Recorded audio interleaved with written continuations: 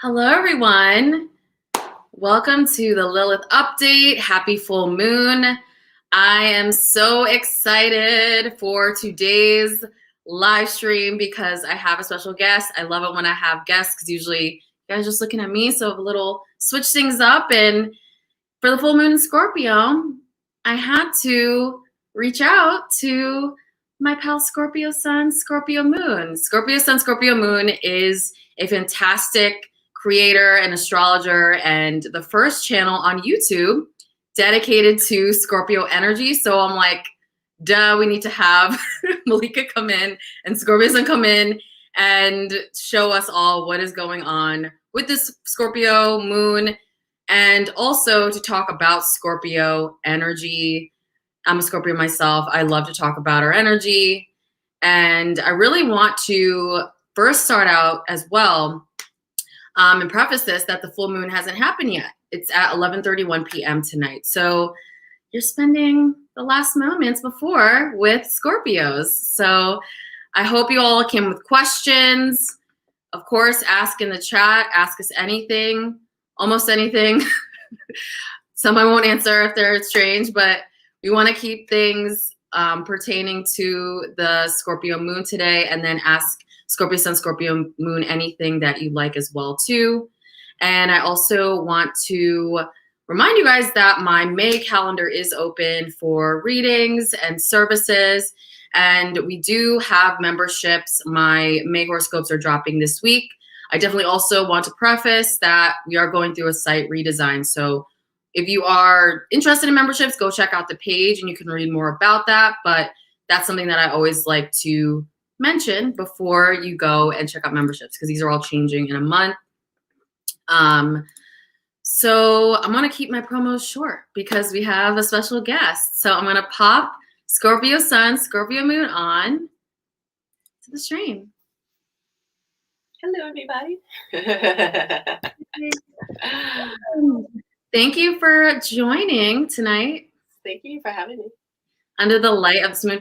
So literally Scorpio and Scorpio Moon was the first astrologer when I really was like getting ramped up here with Lilith Astrology to reach out and have me on her channel. So obviously I love her because like I actually followed her before in the past. And then I was like, oh my God, when you reached out. So I was like, I have to have you for this day because this is just such a powerful full moon. So before actually I get into all of that, I just want to talk to you first.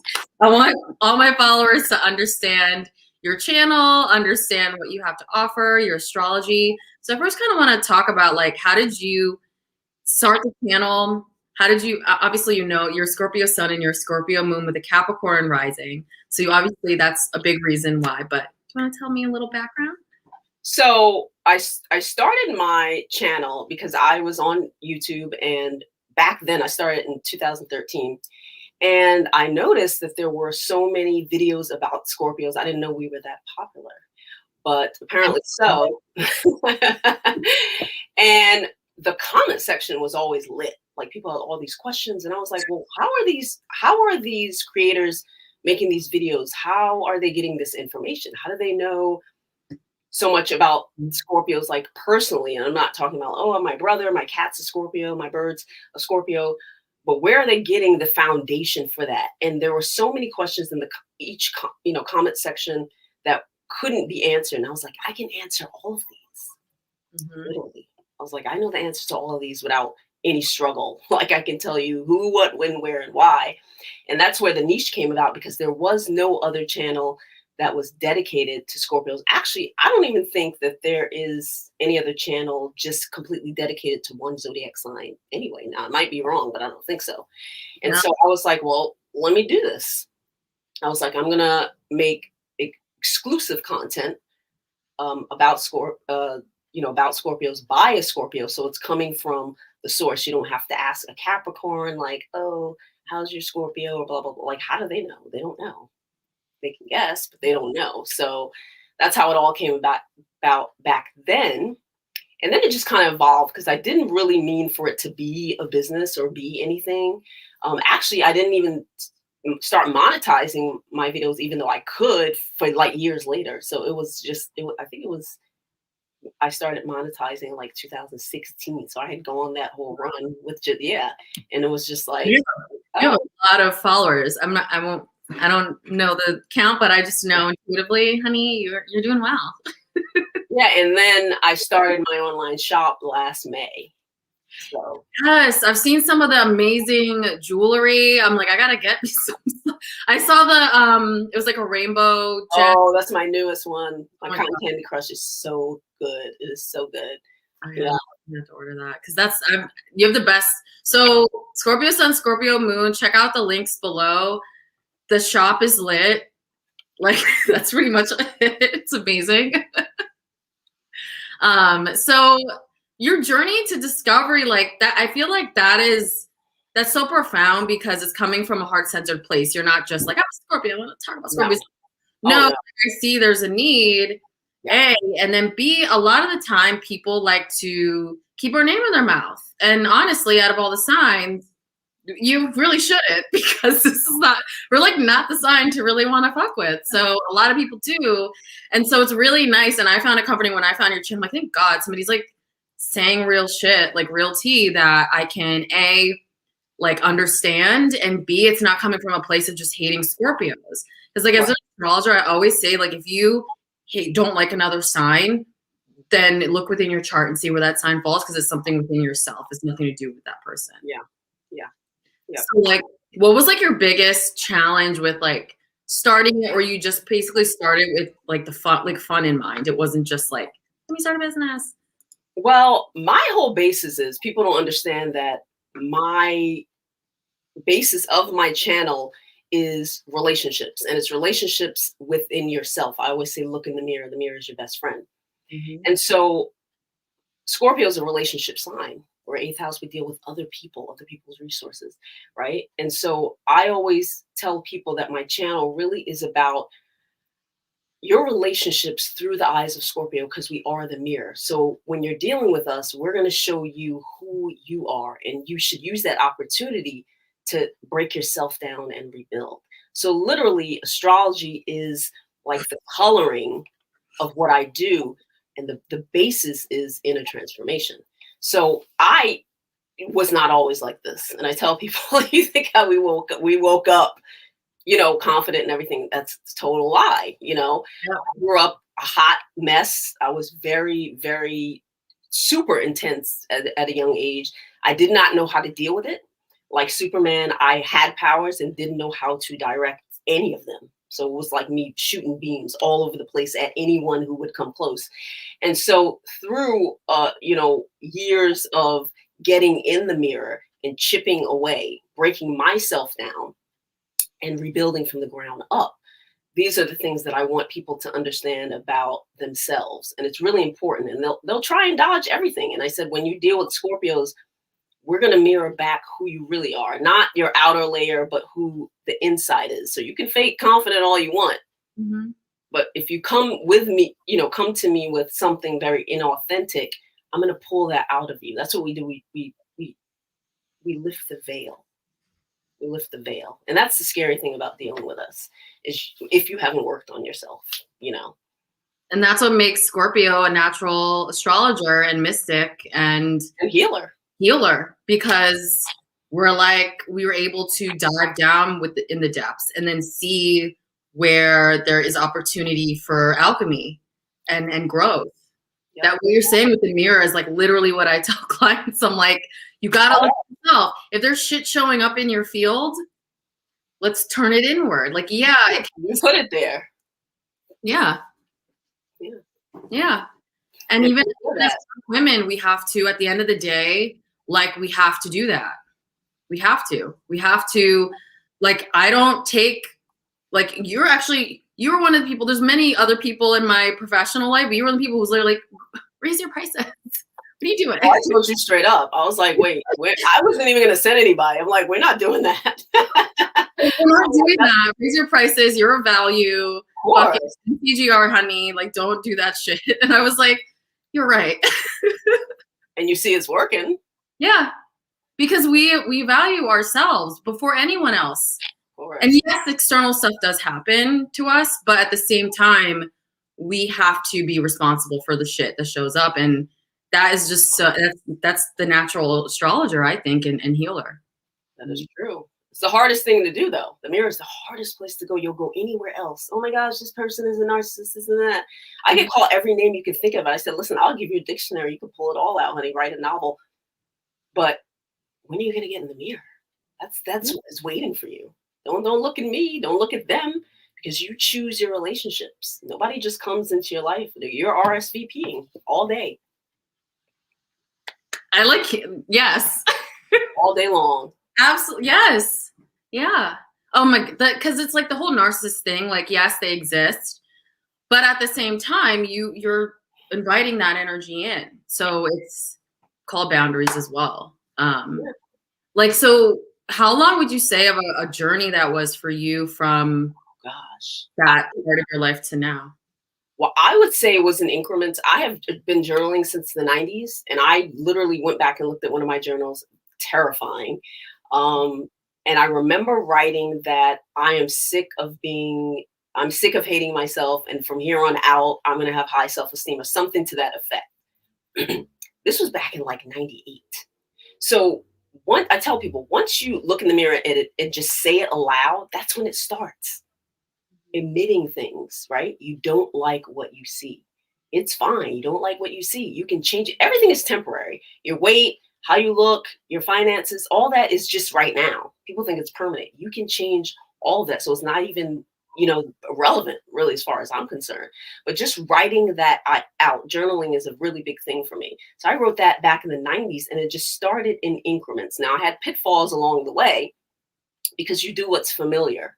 You do what's familiar to you, not what you like, not what you're comfortable with. Nobody wants to hate themselves. Nobody wants to get beat up by their boyfriend, but it's familiar, and humans are habitual. So I would get up, fall, get up, fall, get up, fall. A pivotal moment for me was around 2010 when I met a Sun, Moon, Mercury, Mars, Venus, Scorpio, all in the 8th house.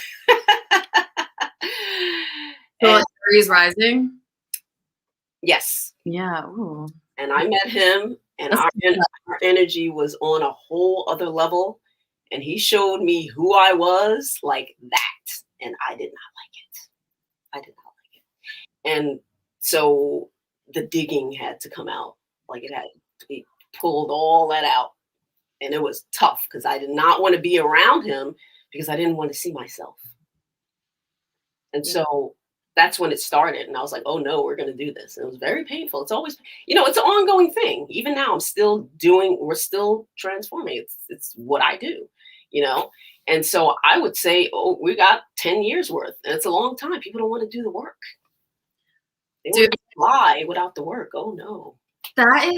That's so crazy you're saying this, because all day today, I just kept getting like just thoughts of just like, like people want to be there when like the Phoenix comes out, and you're like, oh yeah, I'm like this and that. But they don't understand the process it takes to get to this place. Because I just thought about the times where I was like in my apartment, like just like shooting YouTube videos and talking to like 3 people and just being like, this is challenging. But like people don't see that. They see the end when you are you, but then it's like all the work. So that's one thing that I really try to convey to my clients is like, when you come to a reading or you come to get counseling from us, you have to meet us part of the way and do the work outside of those things every day.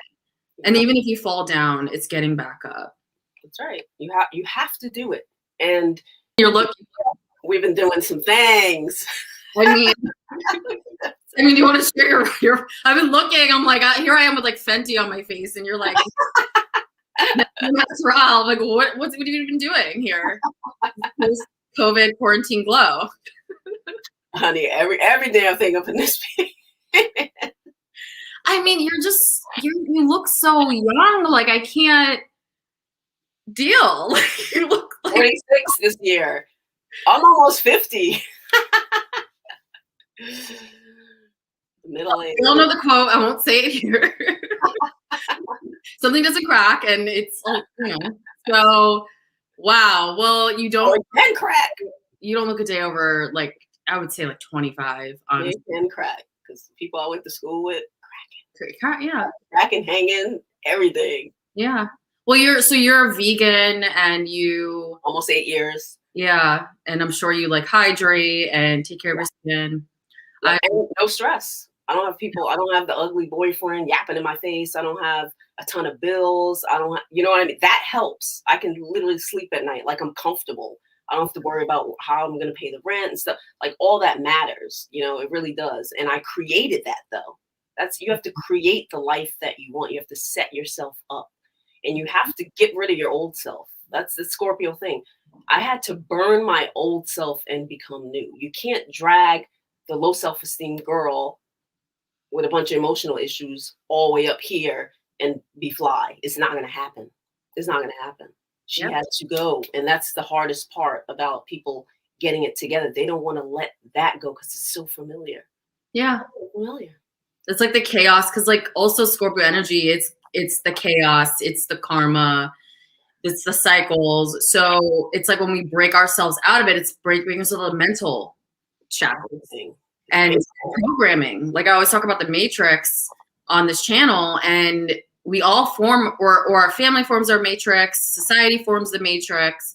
There's so many outside sources, and it's like that's when the responsibility comes back on us to break through our own matrices that we built up of like whether it's dysfunction or pain or low self-esteem, and like breaking out of those things ourselves. And it's all here. It's all mental.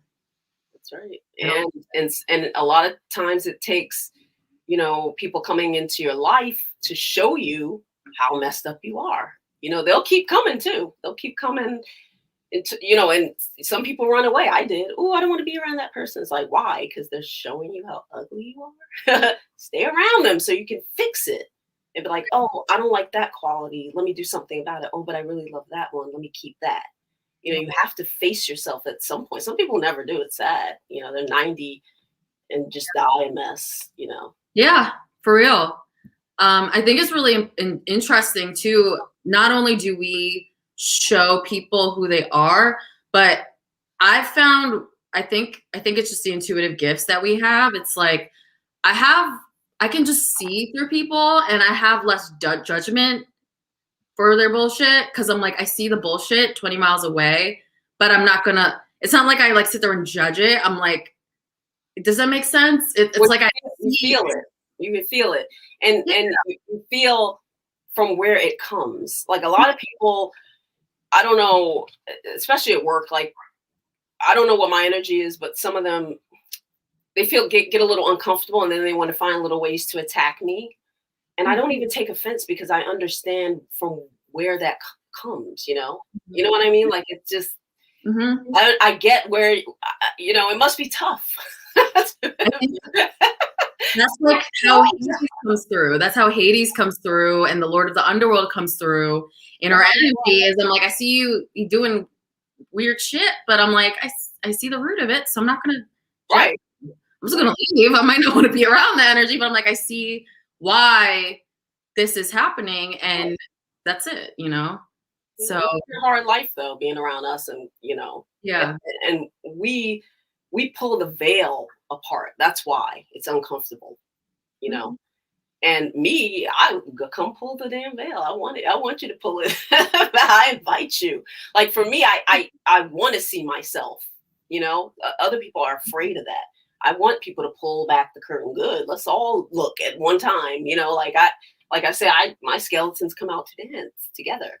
So a lot of people feel uncomfortable with the Scorpio energy because we pull it back. And we're like, oh, that's who you are. And they may not even know that part about them. That's so ugly. They dislike it, you know? Yeah. Do you see, is your Mercury in Scorpio? No, they're lucky. It's in Libra in the 9th house. And that's why I talk about relationships so much. Because you're lucky, mine's not. They're lucky. They're lucky because I can switch to charm and like pivot, you know? I know how to pivot, you know, conversations. Somebody got really facetious with me today and I just pivoted it off and they turned it into something and they started laughing. You know what I mean? Like I knew where they were going with that, but I wasn't going to go with them because I'm not a facetious person anymore. I used to in my dark days. Now I'm just like, no, I don't need to. that's like a passive aggressive clapback. I feel like people get like that. So having a Mercury in Libra, I could just switch that, like it's air. So I'm just like, let me just open the window. Well, what I'm saying with the Scorpio foresight is like, I see the bullshit, but I know how to, or it's like my higher self will talk to me and tell me how to navigate that. And the person doesn't even have awareness that you're doing it. Right. That makes sense. Yes. Because they think they got something over. They're like, yeah. And you're like, honey, I'm like 20 steps ahead of you. Like, I know where you're going with this. But, you know, it's just, I have Mars in Libra. So it's like, yeah, we've got my lovely Mars. I hate my Mars sometimes, but we all learn to love ourselves astrologically eventually. Well, having the Mars in Libra, I guess you want to make peace, though. Detriment, yeah, literally. At some point, my Mars is in Cancer, so I'm passive aggressive. I'm a Cancer rising, so we're both. I come right out swinging. Sometimes some people are like, "Wait, is she gonna swing? Is she not?" You don't know what you're gonna get. No, it's a sweet stinger. I'm like, you know, it's a sweet stinger where it's like, just don't fuck with me, and that's pretty much because then the real stinger comes out. Right, it's like a warning, a little warning, the pinch. Yeah. So in terms of like your chart, like and all of that, like how do you you did go into how astrology has helped heal you, but like in terms of astrology itself, like how do you heal your clients or how do you use it to help others? Well, I like it so much because of the layers and the digging. And that's what I like to do. I like to uncover, like, give me the root of that. Because everything comes from a root. You eat a bad piece of fruit. What tree did it grow from? What happened to that tree? I want to know that. So I try and get people in the mirror as quick as possible. Don't start dwelling on what you see. Oh my gosh, I have a square in this. Okay, you got it. Right. Not going to do. Guess what? It's still going to be there tomorrow. Mm-hmm. What are you going to do? You know what I mean? What are you going to do about it? And I love to tell people how to use their aspects to their advantage. Use that shit. Oh, I hate that I have a Mercury in Libra. Why? You have the gift of gab. You're a charmer. Now, don't use it in the wrong way. Don't try and get over on people. I used to do that. Learn your abilities and learn where to navigate it, right? Learn where to navigate it. I have a Mercury square my Mars, so I can pop off. Mm-hmm. Me too. But I know. You almost told me twice. I'm like, you want to meet us in a dark alley. That's all I want to say. I know when to pop off. And how, I like for people to see themselves fully. I don't give people excuses. None of that. I'm not babying you. I'm not your mama. I'm not your therapist, but I will give you tools and tell you how I got to where I got. Now, if you're not willing to do the work, then you have to go to someone else because there are people who will baby people, on YouTube. Yeah. I see people like, oh, you are a Scorpio. I'm like, shut up. No, you're not. Stop. These, I don't know what they get out of that. I can't come like that. Yeah. I can't come like that. But astrology is very helpful. Once you know where your areas of difficulty is, challenges. Yeah. Then I have a Saturn in my 7th house of relationships. Okay. I'm very cautious with friendships, with men, with all that stuff. Okay. Mm-hmm. I already know that I feel like relationships are a responsibility. So going into it, I know what to do. You know what I mean? I know how to navigate things. You have to know what you have, who you are, right? And what's useful and use it. So that's a really great thing about astrology. And it's not set in stone. You can make decisions tomorrow. You know what I mean? Like I do relationship charts and I tell them, listen, you have very little air in your chart. You're going to be looking for that air. You're going to probably get an air sign. Your Mars is in an air sign. You're probably going to get an air sign, right? Now you don't have to. You can go choose a Cancer if you want to. But I mean, it's like it's not gonna. This is the route you probably want to go, and this is why. Just go with this. It's probably going to be great for you.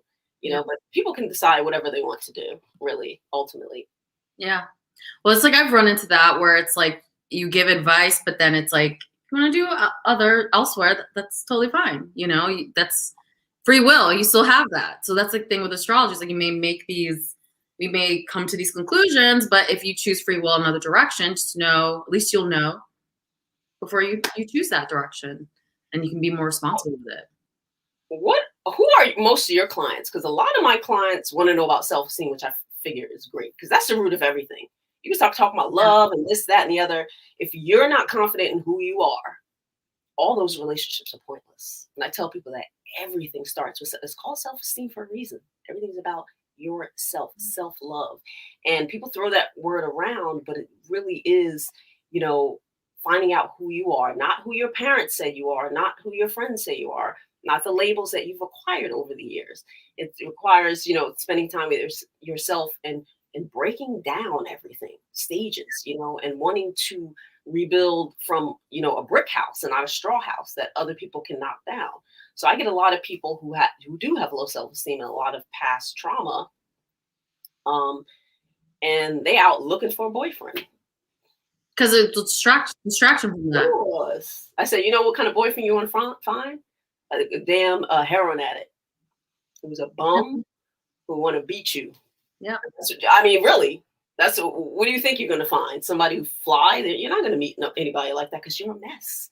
Yeah. You're a mess, a disaster, but you can fix it, you know, but admitting that you're a mess is the first step. Yeah. Yeah. It's similar stuff where it's like self-love. I say that as well. Like it's the root of money.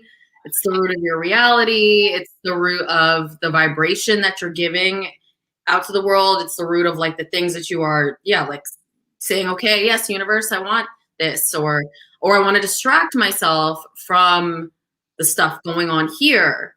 I mean, and it can be, there's like other areas as well too, like career. I get a little relationships, but mostly my stuff is like career, life path, money, all of those things. But they're all rooted in self-love. Everything. So, everything is. Everything. And everyone wants to bypass that important step. And I'm like, you can't. You can, but you're going to be miserable. And you notice the people who keep coming back, 5 relationships where they got beaten up. It's like, honey, I've never gotten beaten up. There must be a reason, you know, that you keep falling into that same thing. Oh, because they're narcissists. Well, how are you meeting them? Like yeah. I mean, it was even with the full moon on the opposite end of this moon is Taurus. I mean, Scorpio and Taurus are on that axis for a reason because we have death, but then we have love and creation and beauty. And so you can't have one without the other. And to get to that Taurus energy, you got to go through changes or death or karma sometimes to get to that. And that's what this is really highlighting shit people don't want to look at the same time. But then also there's abundance on the other end of the shit that you want to look at for the next couple of weeks. So it's like, it's kind of like a mixed bag of goodies this full moon. I'm ready. I'm always ready. Yeah. Oh yeah. Whatever, you know, I let the chips fall where they may. I have no, you know, I like all that. I love all that intense energy. I can't imagine being like a light person, like, yeah, you know, I need that for some reason. I need it to see who I am. Yeah. To see who I am, you know. Are you a new moon, baby? Because you have sun and moon, or are you like a little after? New moon. Yes. So how do you like? So leading up to this full moon, like, what has the energy been like for you? Like what? Purging things. Just getting rid of the old. Yeah. Cleaning. Get rid of relationships. I can feel career shifts happening. Mm-hmm. Purging out certain people. Yeah, mainly purging out, which I like. I do that often though. Wait, I want to ask you a really important question, actually. So, who's your favorite sign besides Scorpio?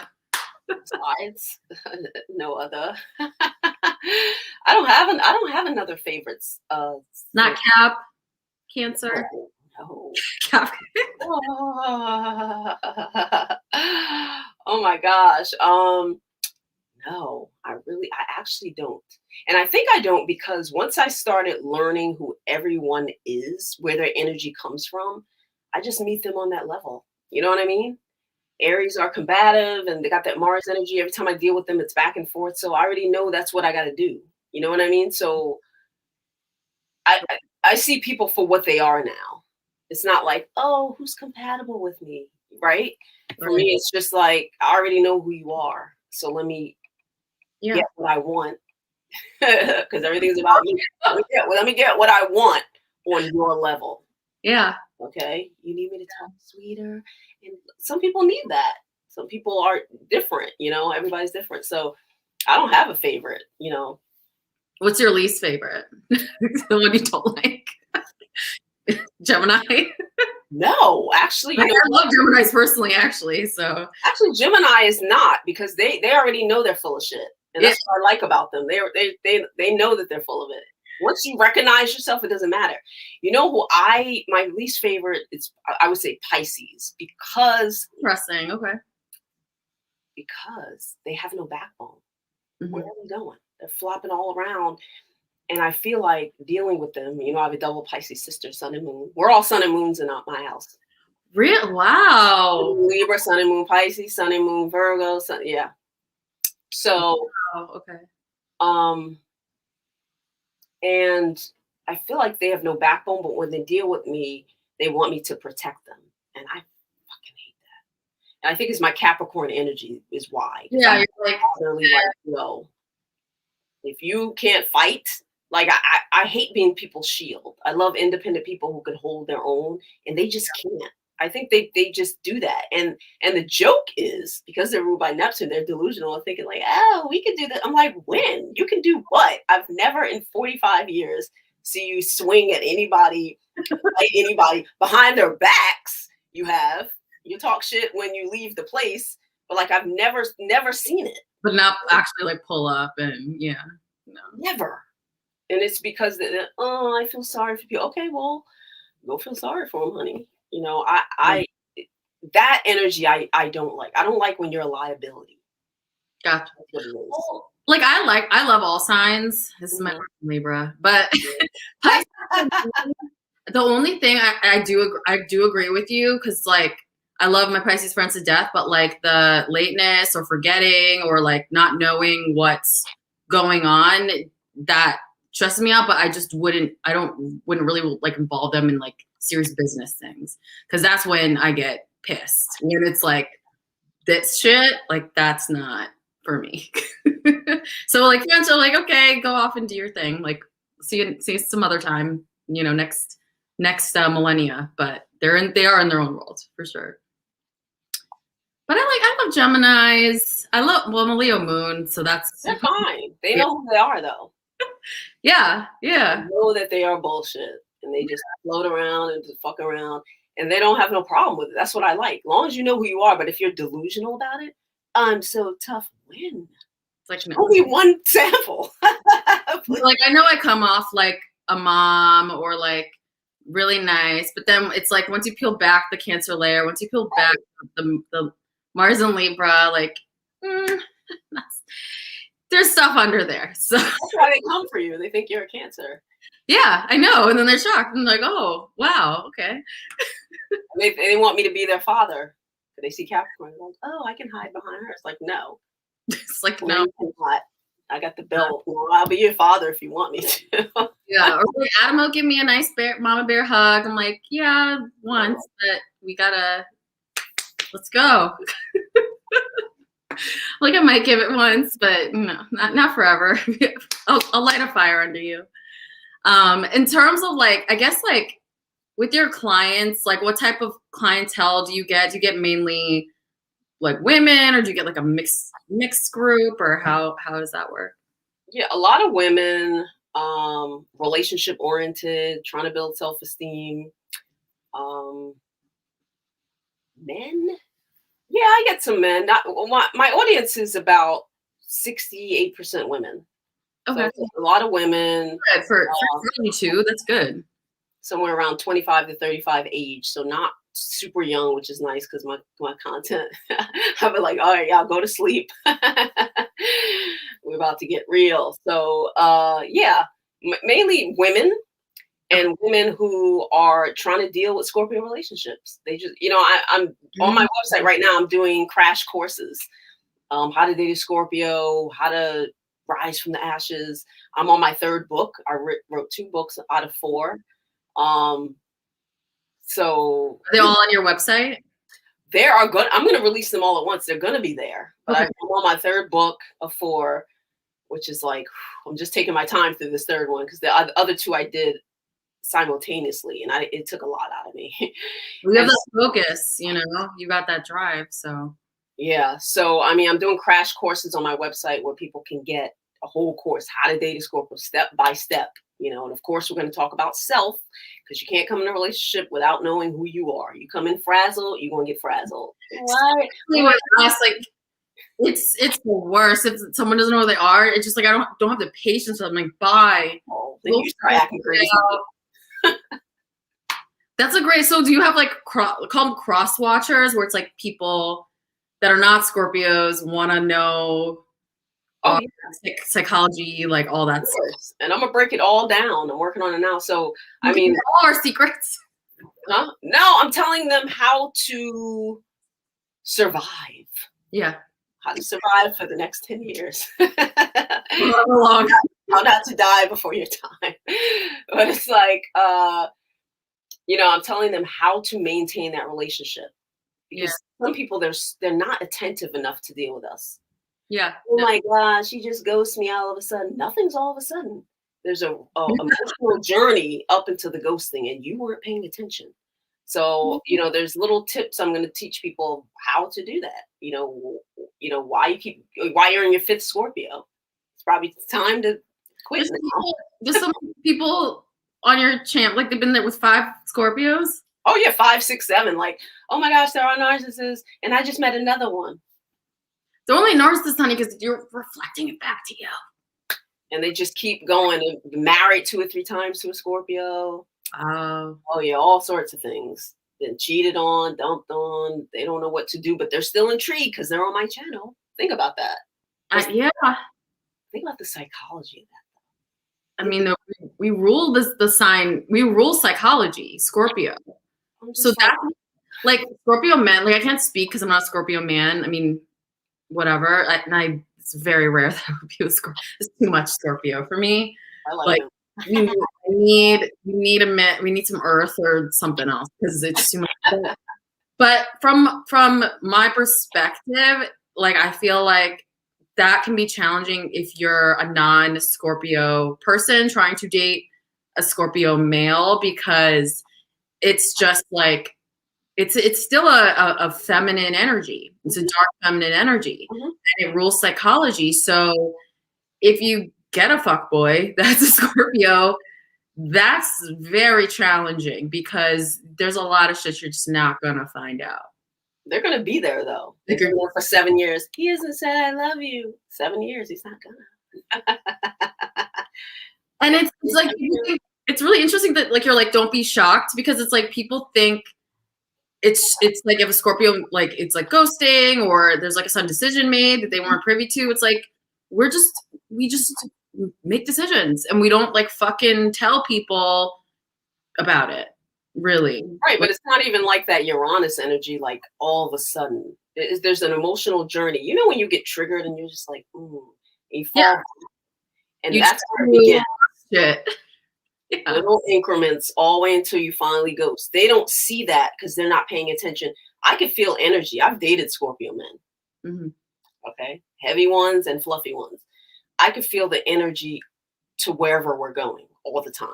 I pay attention to that. A lot of people do not. They don't know how because they have not learned how to pay attention to themselves.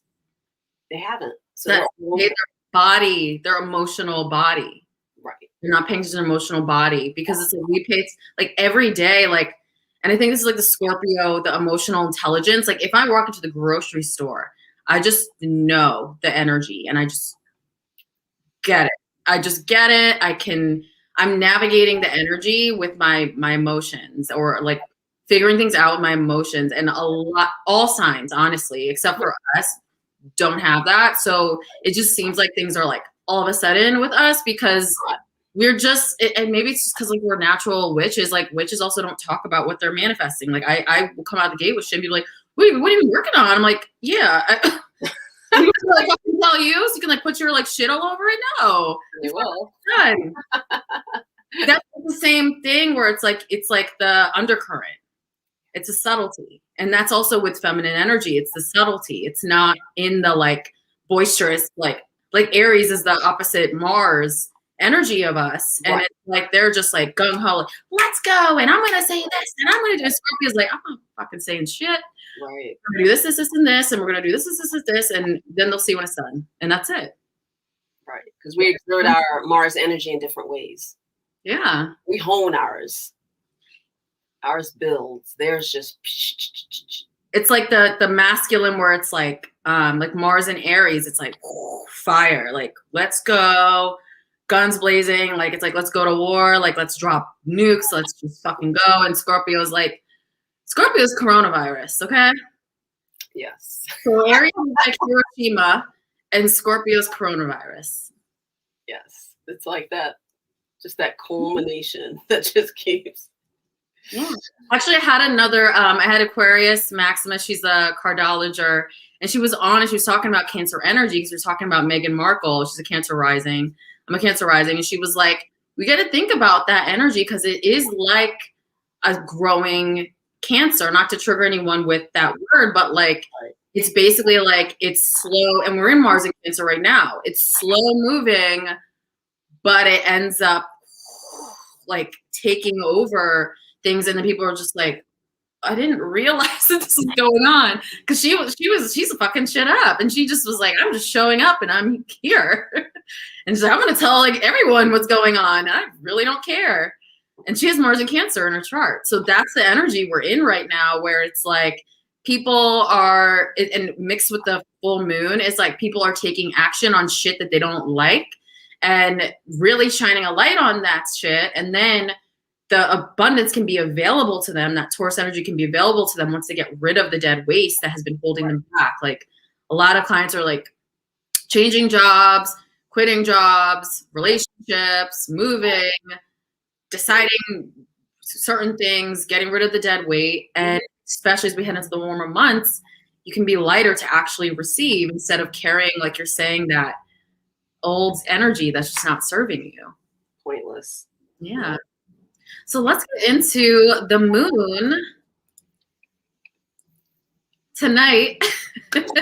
So I guess like what are your like overall thoughts on the moon? Like what's like your recommendation, especially for the Scorpios watching? Because I have a good number of Scorpio followers. So like for all of our energy, like what should we look out for? You know what I find with Scorpios, the feedback that I get from like clients or people that follow me, like they're afraid of the energy.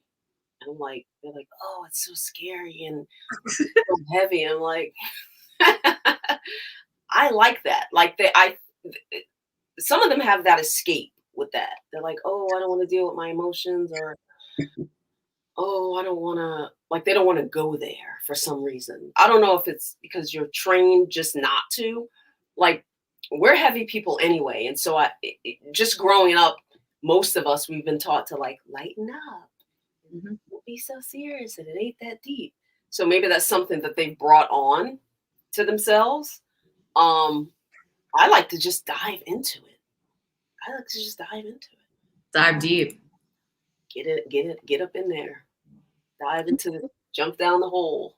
Also not being afraid to say the things that you want to say. Because I feel like I actually had that moment recently. I was in a group of friends who were like talking about something politically related, and I just went off and said something about like the Matrix and how we're all programmed. And they were just like, I was like, I don't give a fuck if you think that's weird, whatever. But it's true.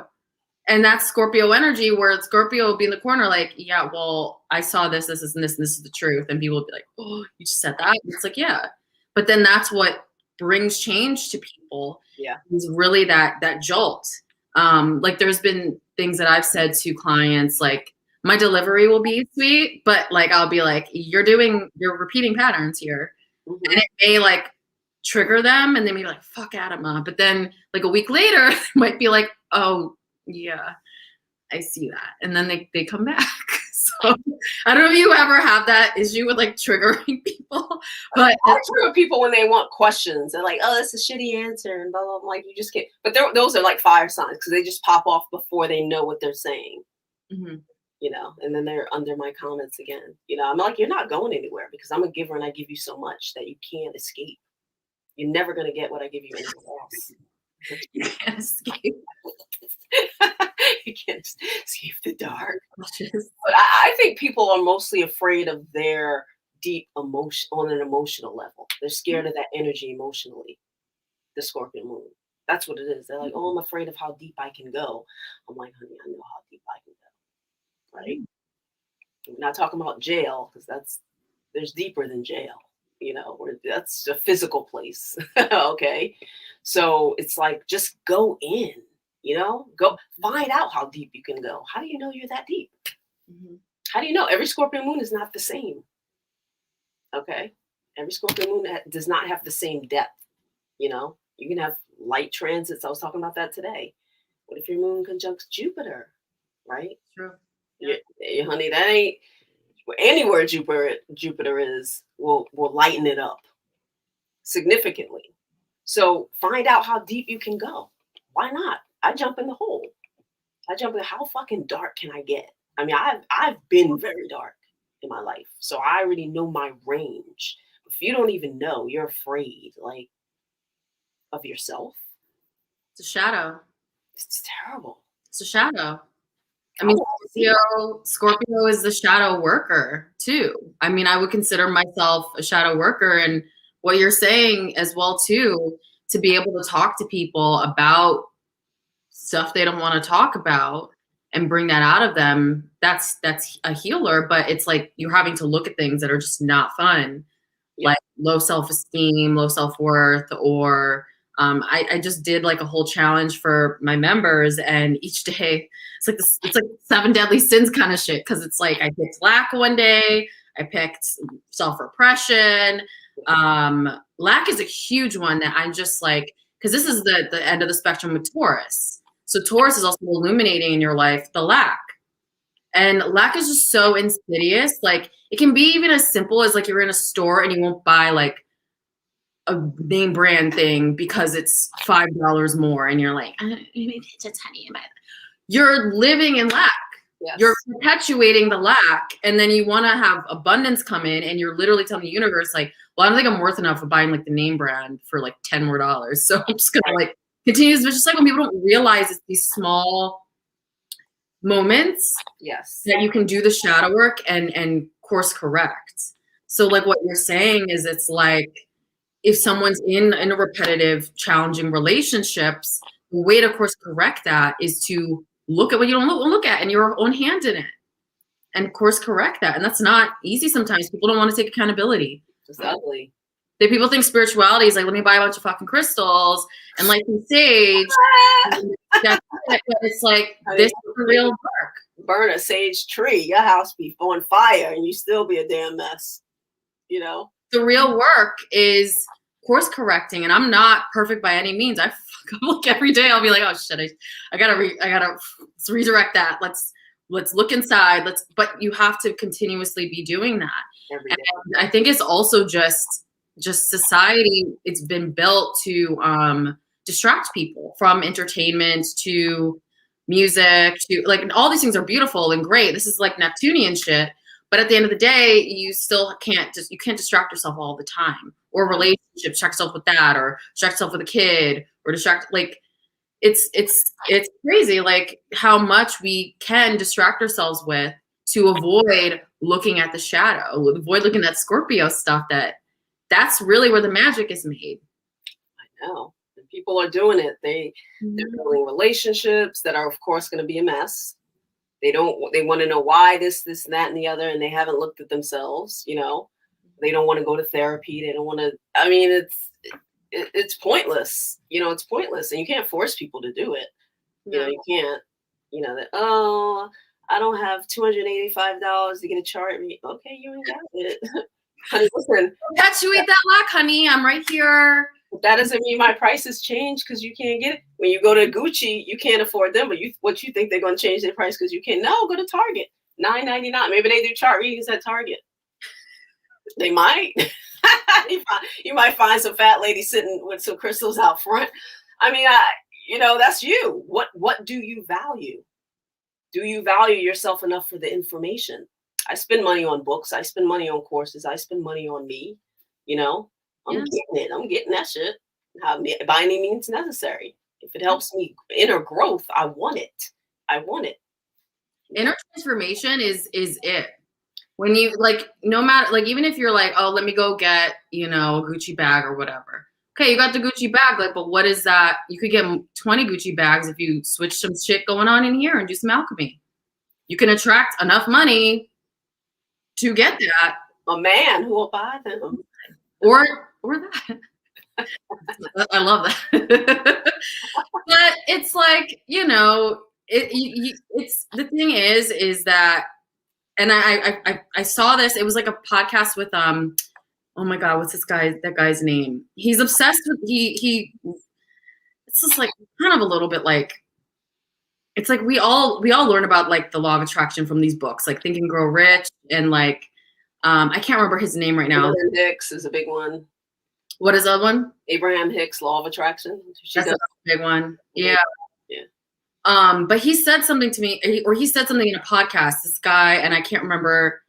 It'll come to me. But anyway, the quote was, he was like, I would teach courses. This is like back in like the 90s. He was teaching courses in person about law of attraction and manifestation, all this stuff back in the day. And it's like a couple of family members wanted to come, and he was like, you need to pay. Like, you're not fucking coming here for free. You need to pay. And the reason isn't because I want to line my pockets, it's because you're going to hold yourself accountable and come to the course. Yes. See results. Because people that invest in themselves will fucking come. So if I give you this for free, you're going to just roll up once and then not take it seriously.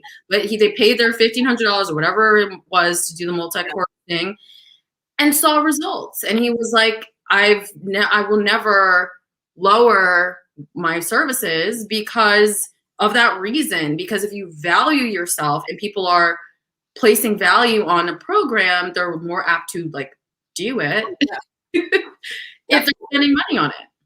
That's right. That's true. Yeah. So this is like it's value, and this full moon it's in Scorpio, but that Taurus stellium we have. That's Taurus. The value. That's what they're all about. Like I love Taurus moons. It's like one of my favorite. You know what? I can't handle them. I can't deal with them. They get like a 2-year max with me. They're so material that it just, you know, and I love a good thing. I love nice stuff, you know, but they're so material. You know, I can't deal with Taurus moons. I don't know. I've tried though. That's one thing. I always get rid of them. I always cut them off after a couple of years. Yeah. Well, it's like the moon too, because it's an opposition to your moon. It's a square to mine. I've never like dated a Taurus moon. They've been friends. But I do notice it's like that it's like an extra energy when it comes to like money, and they'll do anything for money, honey. A Taurus is lazy as hell. They'll sit on the couch. All they need is their food. But see, the thing is that is unchecked. That is unchecked Taurus energy, because and maybe this is the Mars and Libra coming out. I'm like, every sign has a high vibration, and then with the low vibration. And with this energy, like with Scorpio, it's like we have like, you know, we'll rip someone's jugular out, or we are, you know, we're the Phoenix and we're the teacher, this mystic, like we rise above that. But then it's like the Taurus, it's like the abundance, the giving, and the joy and the beauty. But then we have what you're saying here. They'll give to you secondhand. I've hung out with every kind of Taurus. Actually, growing up, all my Taurus friends had Pisces moons. Look at that. Oh, wow. Oh, that must have been an interesting. And they all had the same birthday. Fun fact. And I was like, there's something to this. That can't be a coincidence. Wow. All cheap as hell, too. Penny pinching. Oh, I'm not going to spend. Okay, well, you stay in the house. I'm going to pull up some comments here. So Tara Light says, LOL, earth signs are hella frugal. I mean, like for me, and no hate, no shade on your rising, like Capricorns are pretty, and Virgo really could be cheap. It's like so I think I'm a second house moon in Leo, and I guess maybe it has tinges of Taurus moon in it. But like one thing I've noticed that really gets on my fucking nerves, and maybe it's because of what I do now for a living, but like cheap. I can't stand it. Especially when it's cheap over like $5-10. It's like, are you really that worried about it?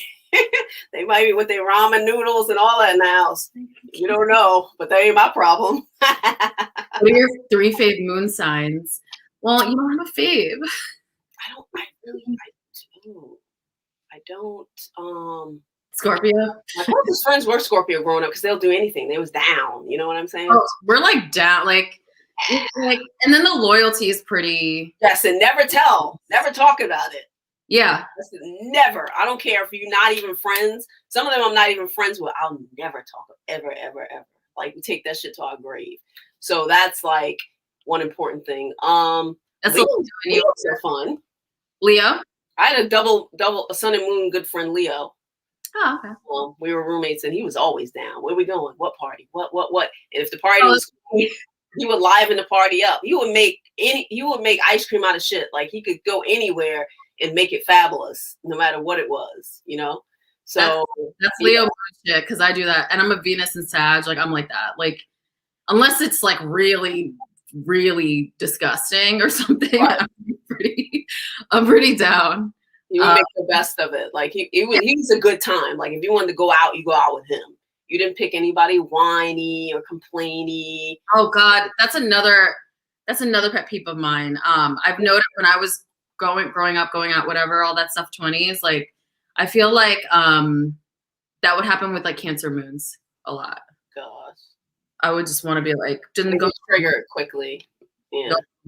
I've noticed as I've gotten older, like I love to, well, when we were all traveling, I'm going to be in Mexico in a month, but like whenever I've traveled or do things, like I really love to do stuff alone for that reason. Like I always travel alone.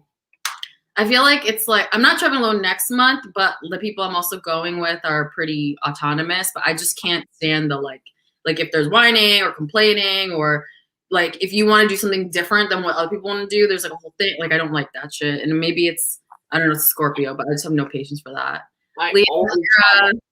Leo's Leo sun, Taurus moon, not frugal at all, but that might be the Leo. And the Leo's not frugal. They spend their last penny. The last penny, rent due the next day. They have fun with it and just figure that out the next day. But it always comes out. It always works out the next day. It does. Hi. ASMR Pink, Sun, Saturn. Some of my clients here. Sun, Saturn, and Pluto and Scorpio, first house. Okay. Scorpio, Moon, and Sag, Merc are always at war, wanting secrets, but can't keep. Oh my gosh, yes. Mercury and Sag has I've had them, not people I know personally, but like in work, I've known their placement. They have Mercury and Sag, and they just could not keep shit to themselves. I'm good with them because I have a Mercury in Libra. No, Mercury and Scorpio. I'm good with the Mercury and Sag. I just tell them random shit. I know they're gonna tell it. Like I don't take none of these people serious, so I set it up so that they could show me who they are. I don't take it. You know what I mean? I tell fluffy stuff. I know I work with them on their level, but I like a Mercury and Sag because I have a Mercury in Libra, so we can just bounce off each other. I just blow them. You know what I mean? Just blow around. Yeah. They're not serious anyway. They're just boastful. They just like to boast and whatever they do. Let's see. Just looking at it. Your energy doesn't feel frightening, feels like home. I don't know if this is for me or if this is for, I think it's for you. What did they say? You're not frightening. Maybe because I'm a Scorpio. And she's like, nope, your energy doesn't feel frightening, feels like home. Oh, I'm not frightening. People think because I have a Capricorn rising, because I can be dry, you know? But it works for me in business. Oh, yeah. All the time. And I'm a sun in the 10th house. Think about that. Oh, yeah. So I know how to work it very well. Don't nobody mess with me in my work area. Ain't nobody, you know, I have to be at the top of my game. So are you in an office? Am I in the office? Yeah. Or do you work from home, or how's Yeah, home. Yeah. I love working from home. Oh yeah. It's funny. I was talking with some friends, and like they were like, "Oh, I want to go back to office, or I want to get a workspace." I'm like, "Honey, I love being home. They miss the gossip. Talking with people not fucking with me. I only deal with you." They miss the gossip. That's what they want. They're trying to escape because they want to be around people. I get dressed when in these moments. Besides that, it's like yoga pants. Are you serious? Oh yeah. Like, I get cute. I get cute. Look, I have sequence gowns. I have gowns for days. During the day, honey? Huh? During the day when you're just I got everything in here. writing? I got everything. You know why? Because I like to keep the energy. I tell people, I started out in fashion right after college. That's kind of like my baby. That's right. Yeah. And clothes are very important. They make you feel a different way. I don't own sweatpants. We ain't doing that. Either I'm butt naked or I'm doing something cute. And so yeah, I love that. I gotta start being that way, because I love it. Butt ass naked, and all my stuff is lingerie. It's lace, it's cute. Yes. I don't do sweatpants or we're not doing none of that. Unless I'm working out, that's when I have my workout gear. But I got gowns and stuff. Like I can't sit around with myself and look a mess, but then get cute for someone else. We're not doing that. Over your age at this point, like it's work. Like you're yeah, like literally. But that's the thing, is it's like you found like what works for you every single day, and working at it. It's not just like doing whatever. It's like you have your own, you know, your own life and everything. So Surf Haven says, I'm not afraid of the energy. I just can't get annoyed with people's lack of emotion around me. She just can't what? She can't get, or I just can get so annoyed with people's lack of emotion around me. Yeah, but what does their emotion have to do with you? So your energy has to be so beautiful and aligned that whoever around you don't have nothing to do with you. I can have a sucker to my left and my right. I'm still fly in the midst of the suckers. That's where you want to be. You want to be able to protect your energy and hold your space no matter where you are. That's the beauty of it. That's the height you want to be at. Yeah. Yeah. Well, that's also, it's energetic boundaries. It's energetic boundaries, because yeah, it's like if you're having a conversation with someone and they're just like, oh, it's so shitty out today, it sucks. And you're like, I don't think so. Somebody said that today. He was like, oh, I got complaining. And I was like, oh, I'm so happy it's almost summertime. I pivoted though. And he was like, oh my gosh, you're right. You see what I mean? Like, yeah. But my energy is stable. What if my energy wasn't stable? He would have affected me. Well, yeah, you would have been like, oh yeah, it is. Yes, I would have joined him. Come on now.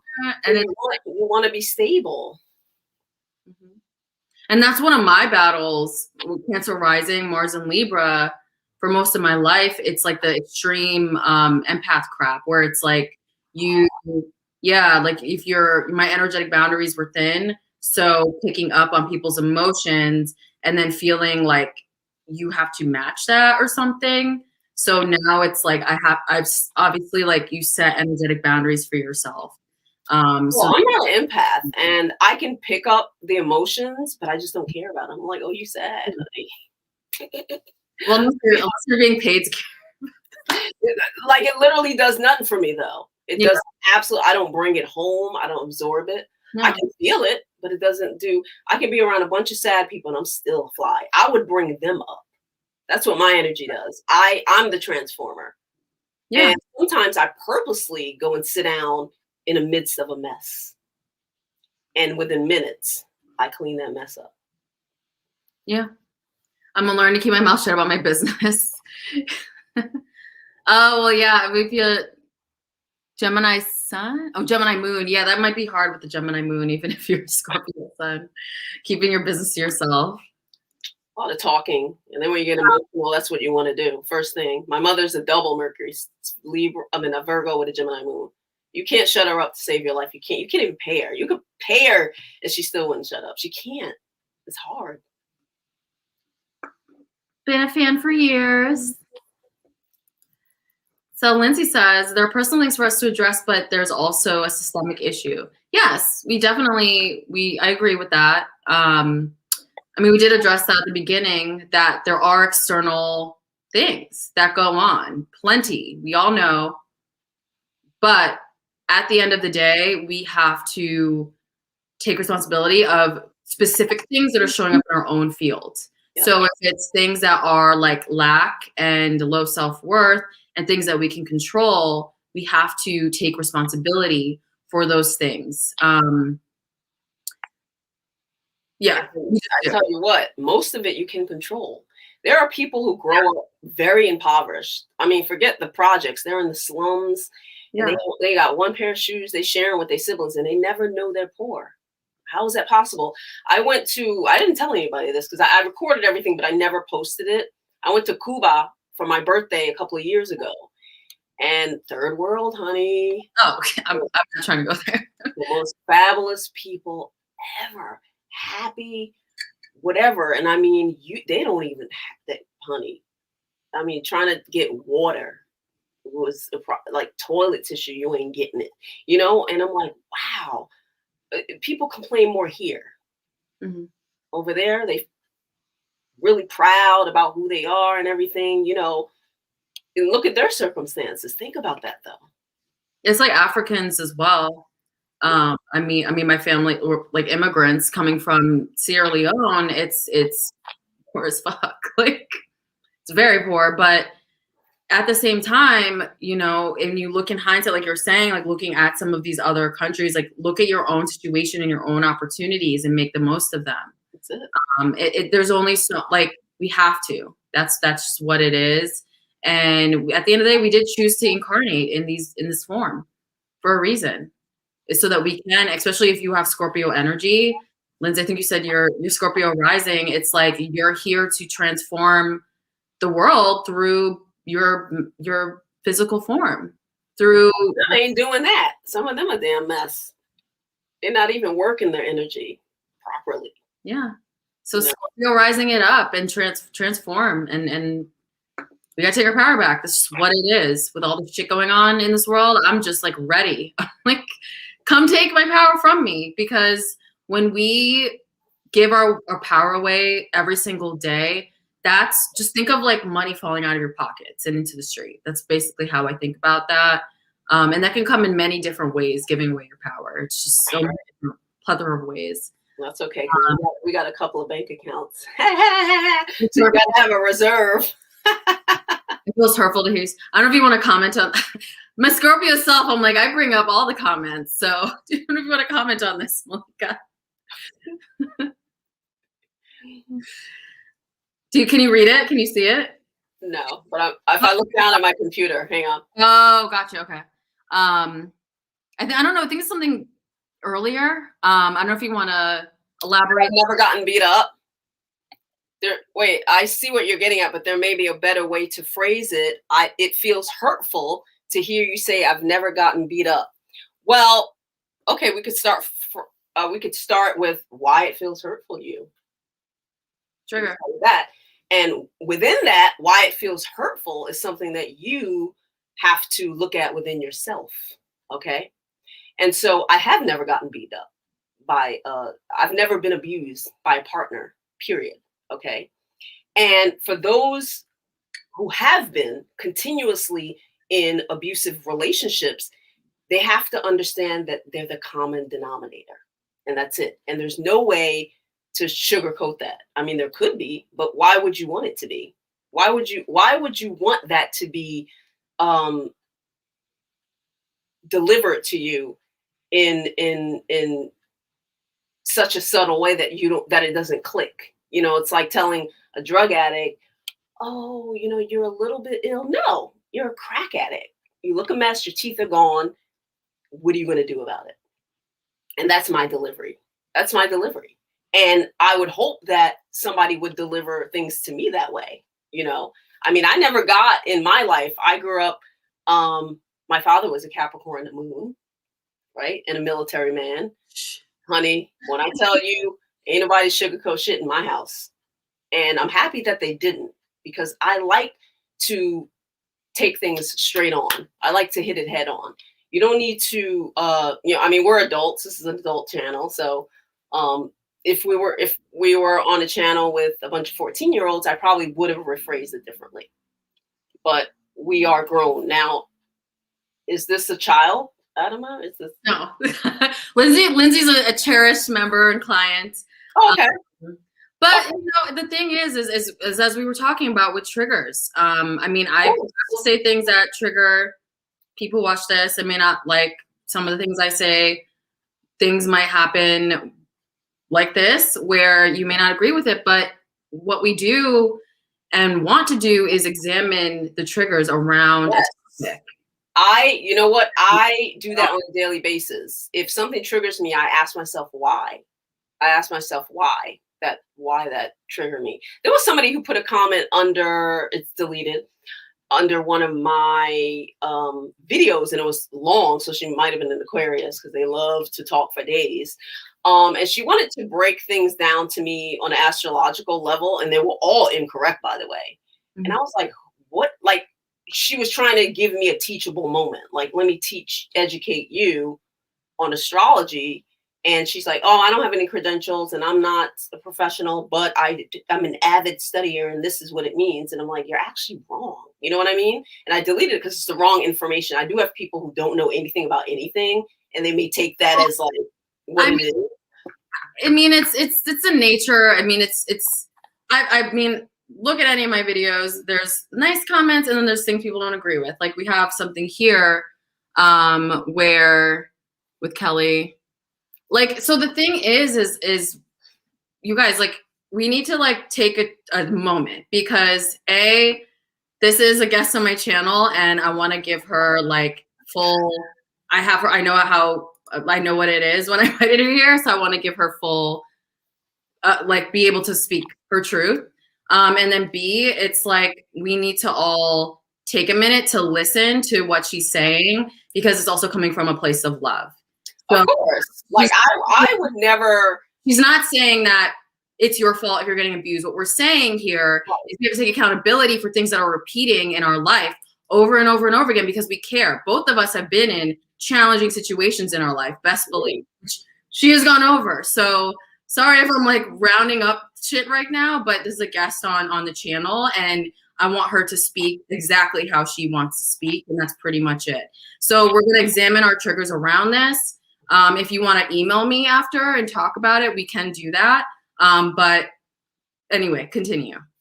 I mean, I had to examine why that comment triggered me. I was like, wait a minute. What are we doing? Because I know what I'm talking about. Well, yeah, I think it's because, well, like I deliver things a little different. It's not even like, you know what I mean? Like I deliver them a little different, but B, I think it's just like, this is an intense night. Like the full moon in Scorpio is very intense. And so when you're dealing and doing shadow work, things can come up for you that you just it's not fun. It's not. I like it that way. I swear I don't. You know, and I grew up in an environment where there wasn't ever any. I grew up in a very intense household all the time. There was always intensity. It wasn't a moment where you was like, oh, let me relax. No. Everything was high voltage and everything was given to you with no chaser. That's how I grew up. And I don't know who I'd be if somebody babied me and if somebody talked to me as a 45-year-old, like a 10-year-old. I don't know who I don't even appreciate that. I'm like, okay, you can talk to me straight. You know what I mean? Like if people try that, I'm like, listen, just give it to me, you know? And so I don't know. That's what it is. Yeah, I mean, it's coming from a place of love, and I get what you're saying. But you know, it's hard to hear. Triggers. It's hard to absorb. You know, it's very difficult for people to hear that. Hi, Catherine. Catherine's, I love your guest. She's great. Well, Catherine's an Aries. This is another member. Looking for some more questions here. Is this one of your peeps? You remember? I don't know if you remember this person, but wait, let me look. Yes, darling. I have so many. Yes. Thank you. I trigger people all the time. I swear I do. Let's see. Here's a thank you for all your insights on this. Well, the thing is we literally prefaced the whole thing with Scorpios. We show up to this, expect that's what's gonna, because the thing is also like, you know, we have to take accountability for challenge, like it's bad. I don't know if you want to talk about what we talked about before, or do you want to not talk about that? Yeah, we can. Do you want to share what you went through? Well, with my stalker? Yeah. Oh, yeah. Women, because we talk about this all the time on this channel. Yes. And yes, it can be triggering, but we all have gone through things. Well, and know what's up. I've been through so many things, but I've crawled out of the hole many, many times. And, you know, yes, I had a stalker recently. The second time they followed me all the way home, but this time they followed me to my steps, and they were coming for me, and I happened to get into the house. But, you know, and it was interesting because, Adam, go look at that video. I did a whole video, and you should see my energy. It was so broken down. And I was like, okay, this is the last time I'm going to feel like this, because I'm not going to be a prisoner in my own neighborhood. Yeah. And the interesting thing about that is a lot of people are prisoners in their own bodies, though. They're emotional prisoners. Think about it. They don't even know how to dive in and dissect and get in that mirror. Think about that prison. That's worse than a stalker. That's worse than being in Rikers Island. That's worse because it's internal. And every time you look at yourself, you know what? You got a bunch of excuses. You don't want to deal with it. You know, I don't know, you know? So, I mean, that's all related. That's all related. But I refuse to be a prisoner outside my apartment or within my apartment. In here is where it gets the realest. It gets the realest within these walls, okay? Because I deal with myself on every level possible so that I can go out into the world and be amongst people with them saying all sorts of things to me. People say all sorts of things to me, and they have my whole life, you know?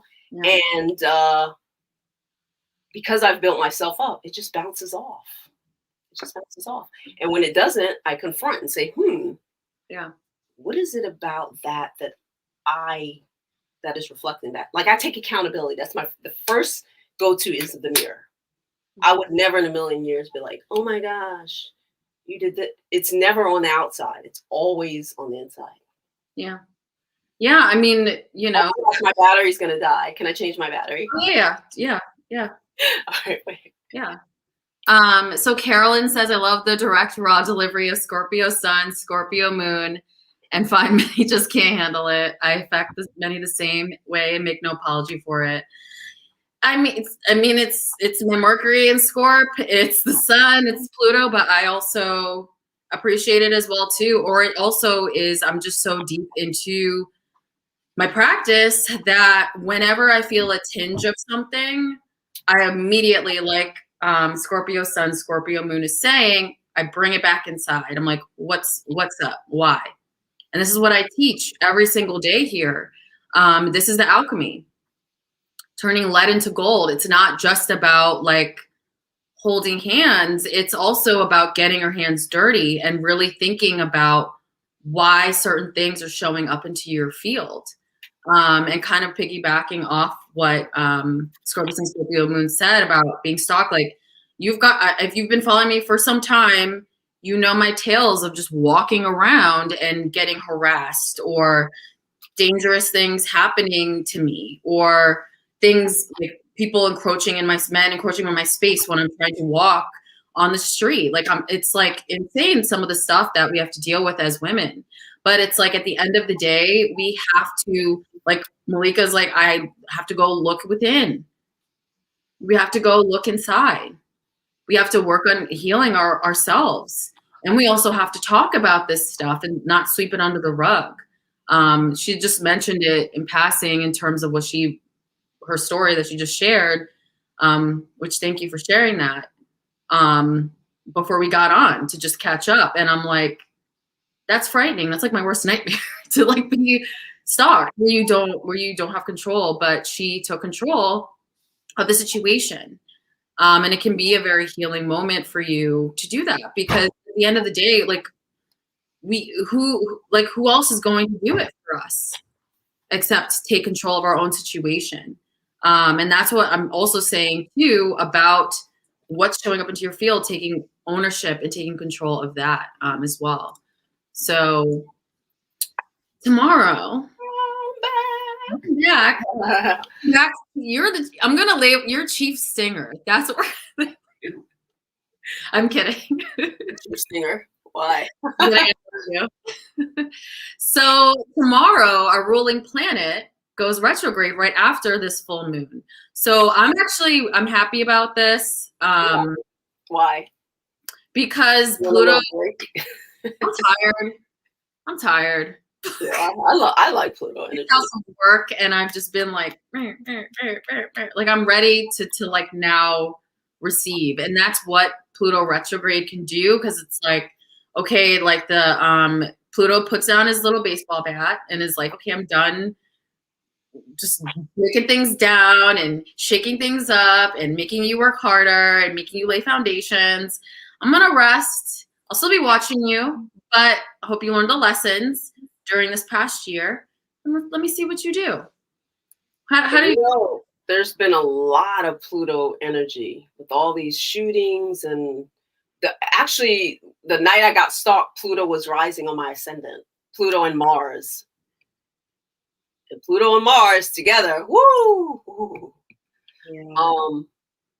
But I hope we get a little break from we've been going through a lot of stuff. Yeah. A lot of deaths, violence,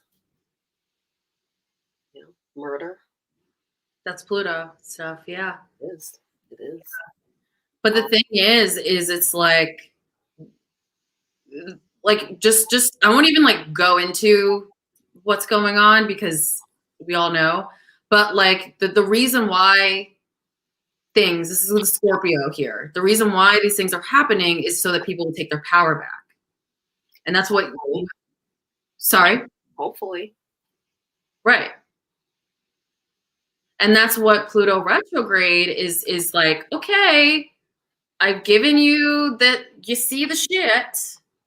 So like we're saying here, you see what's going on in the field here. Are you gonna now, like Pluto is not here to like baby anyone. Pluto's like, this is what's going on. Are you gonna take your power back while I'm dormant here, so that when I go direct in October, it's going to be a different story? Or are we going to continue the same thing over and over again? And this is like on a broad scale in terms of what's going on in the world and in our country and all. And then it's and micro in your own life. Yeah. And that's the way these transits work, is it's like, yeah, we have the mundane, we have the bigger, broader picture, but actually your life can mirror, not completely, but it can mirror what's going on in the collective. And it's like, think in your mind, what was like a huge thing for you the past year and a half? And that's really going to tell you what to take a look at during Pluto retrograde. Yeah. And what do you think about this move backwards? Well, I don't know. I think there was a lot of unveiling, like getting to the bottom of everything that's going on has a root, like the exposing, right? So I think people get it now, though. I think there's been enough where we get it, and now we can make that transformation. You know what I mean? For me personally, um,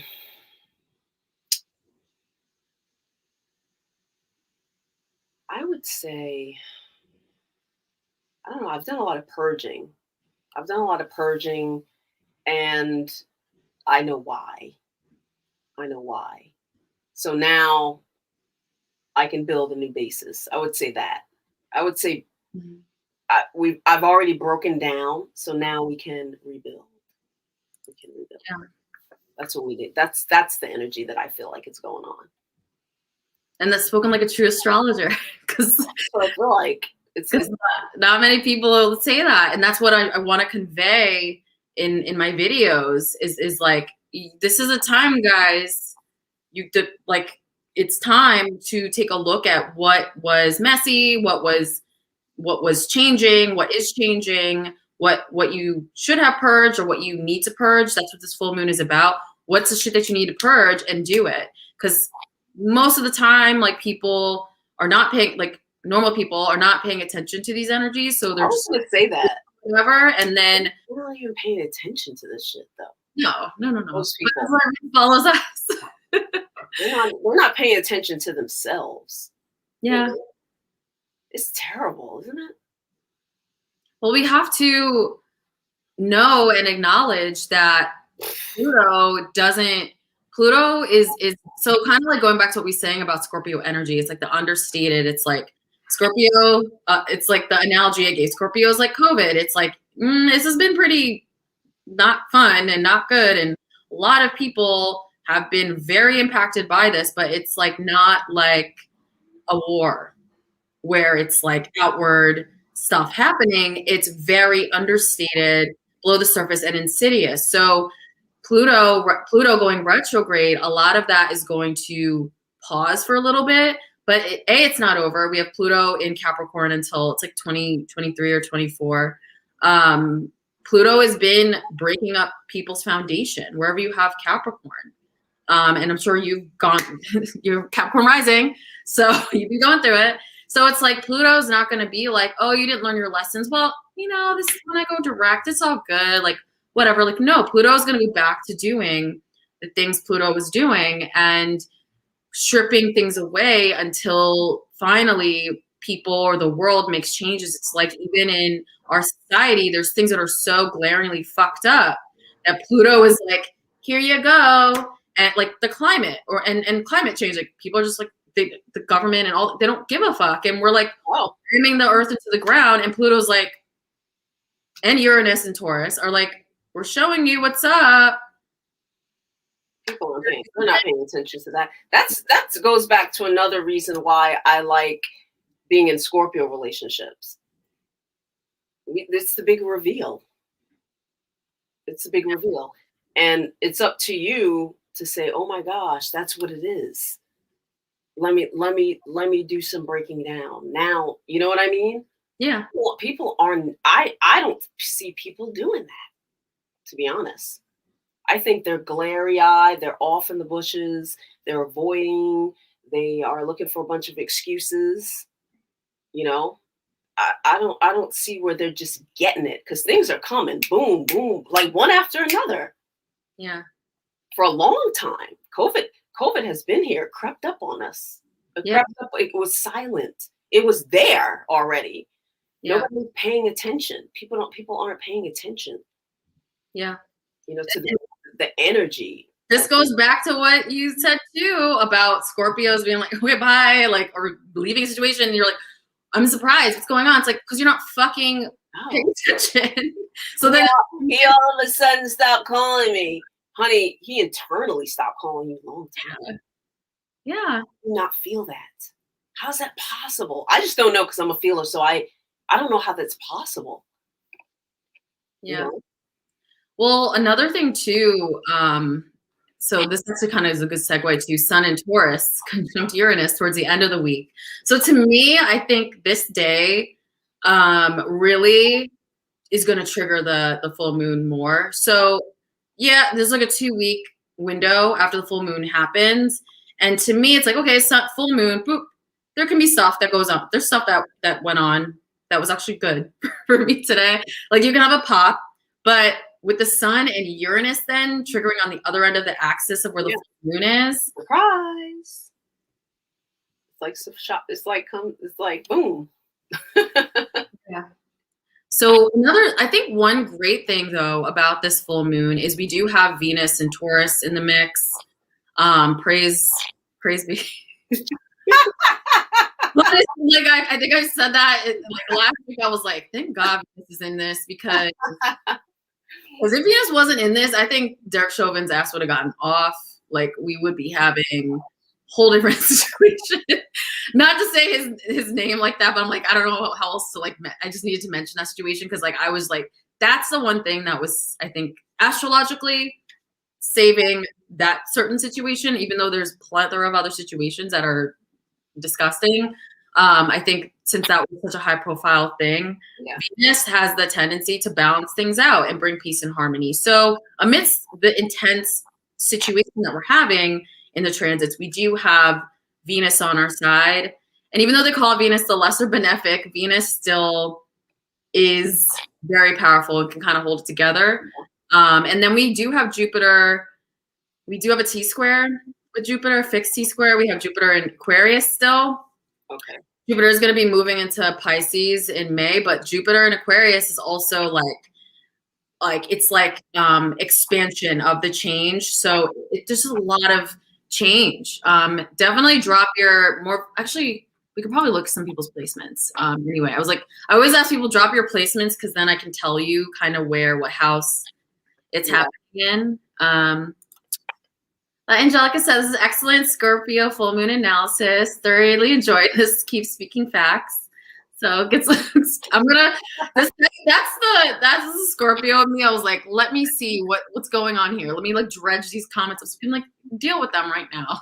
Aren't people lucky you have a Mars in Libra? Well, you have a Mercury in Libra. They're lucky, honey. I swear they are. But this is Cancer. It's the Cancer. The Cancer rising. They're lucky. You said inspirational. Let's see. Yeah, drop some placements. Oh, Catherine is a Cancer rising as well. So this is affecting, this can be like creativity. And then Catherine, I remember you have natal Venus and Taurus. Catherine's a client. So I like know if you like her chart, but like you have natal Venus and Taurus. So this is a powerful moon for you. It's going to be triggering your 11th house and 5th house. Let's see, what else do we have here? Pluto and Scorpio, 10th house. So for you, Your Highness, this is career and maybe some home stuff as well.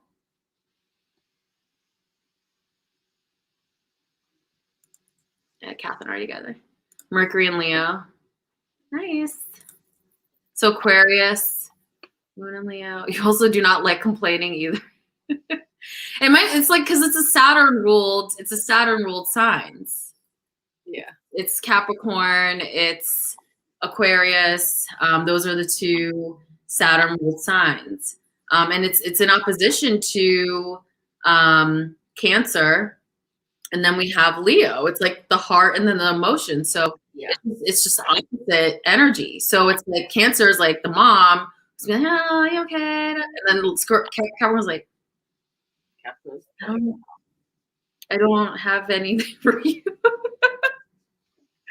And then we have a Libra rising.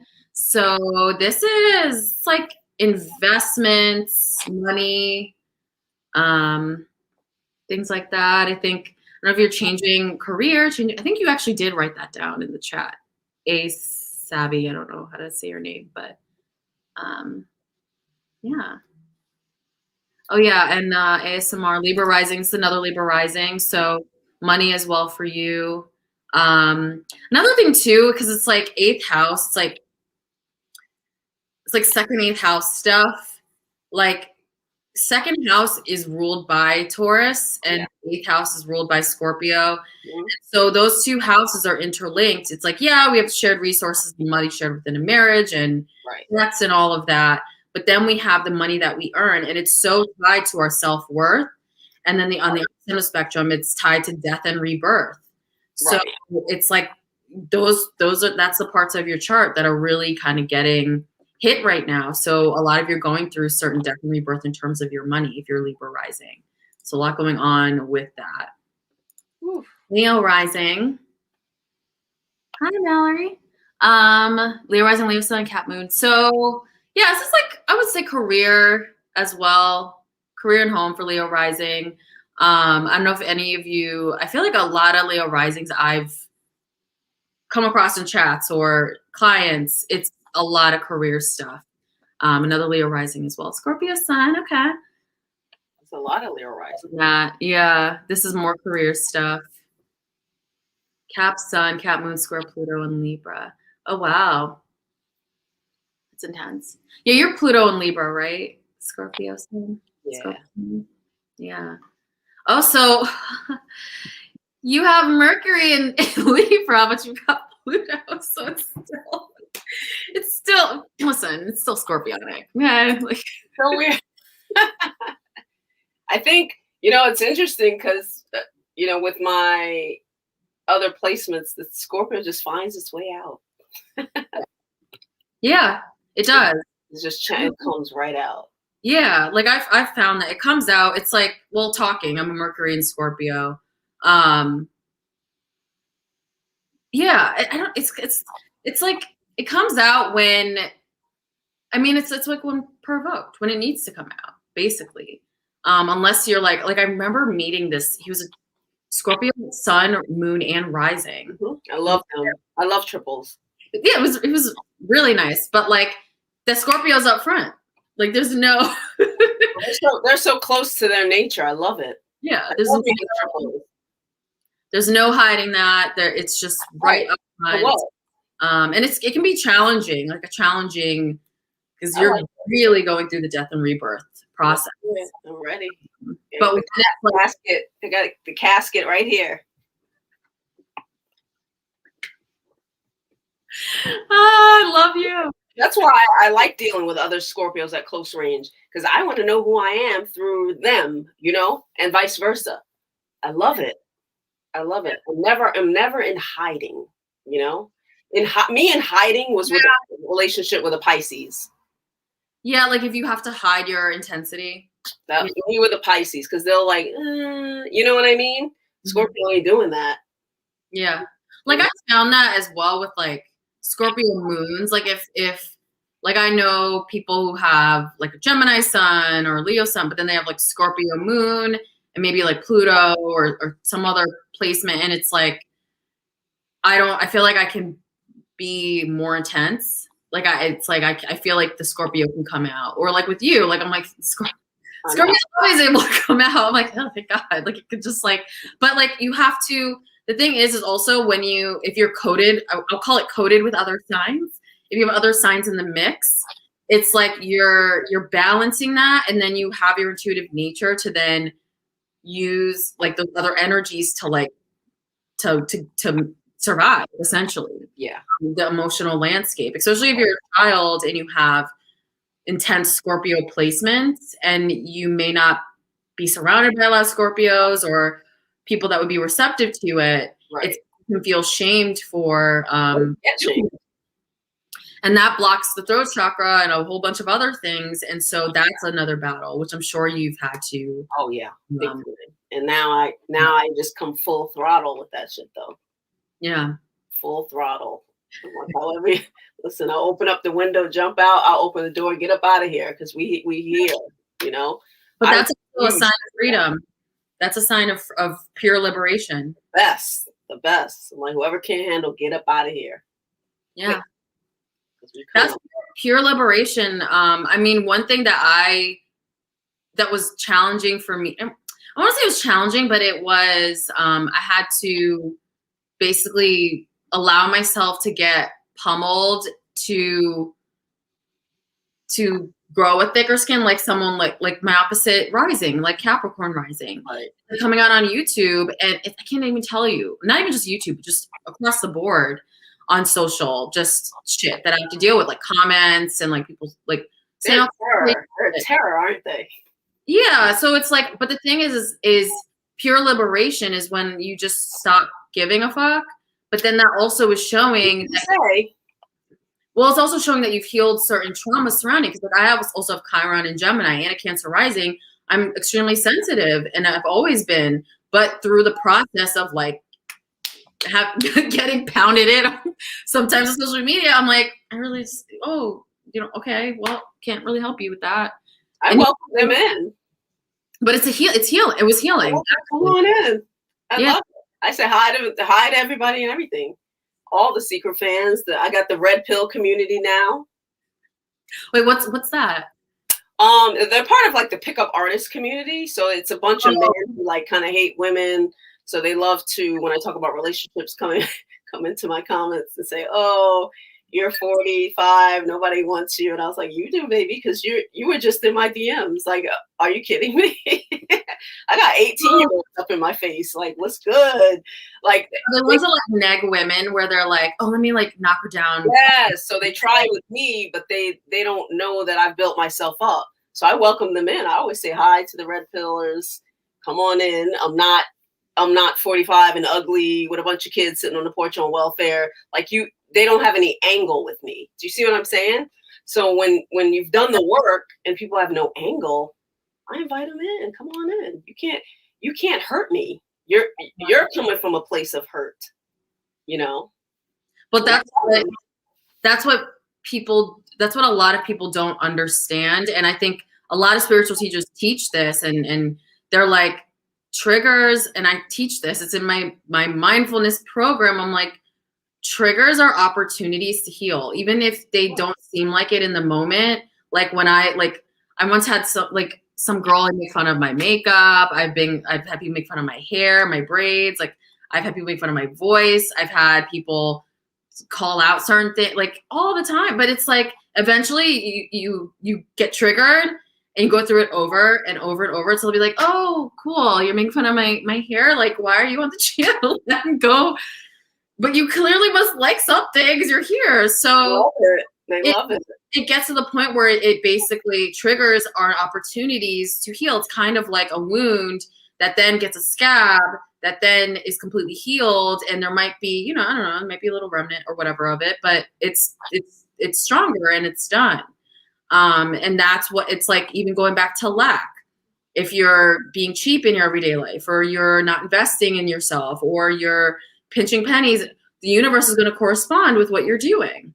So when you break yourself out of that and say, spend that extra $10 or stop certain behaviors that you're doing, it's forming a scab over the wound of fear and trauma.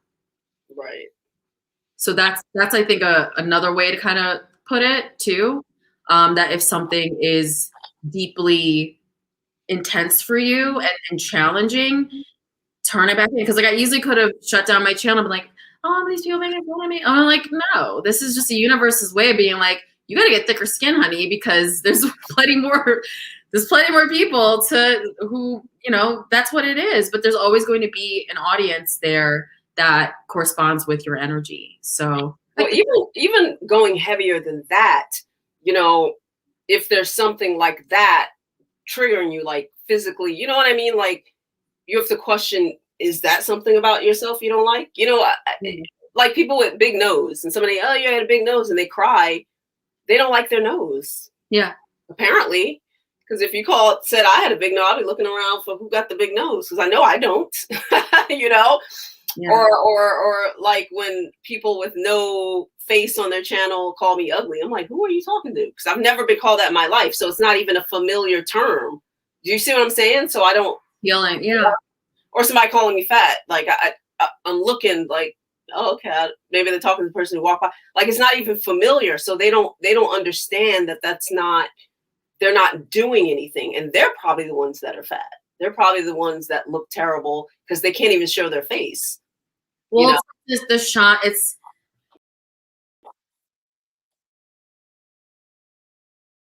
So this is like going back, Scorpio.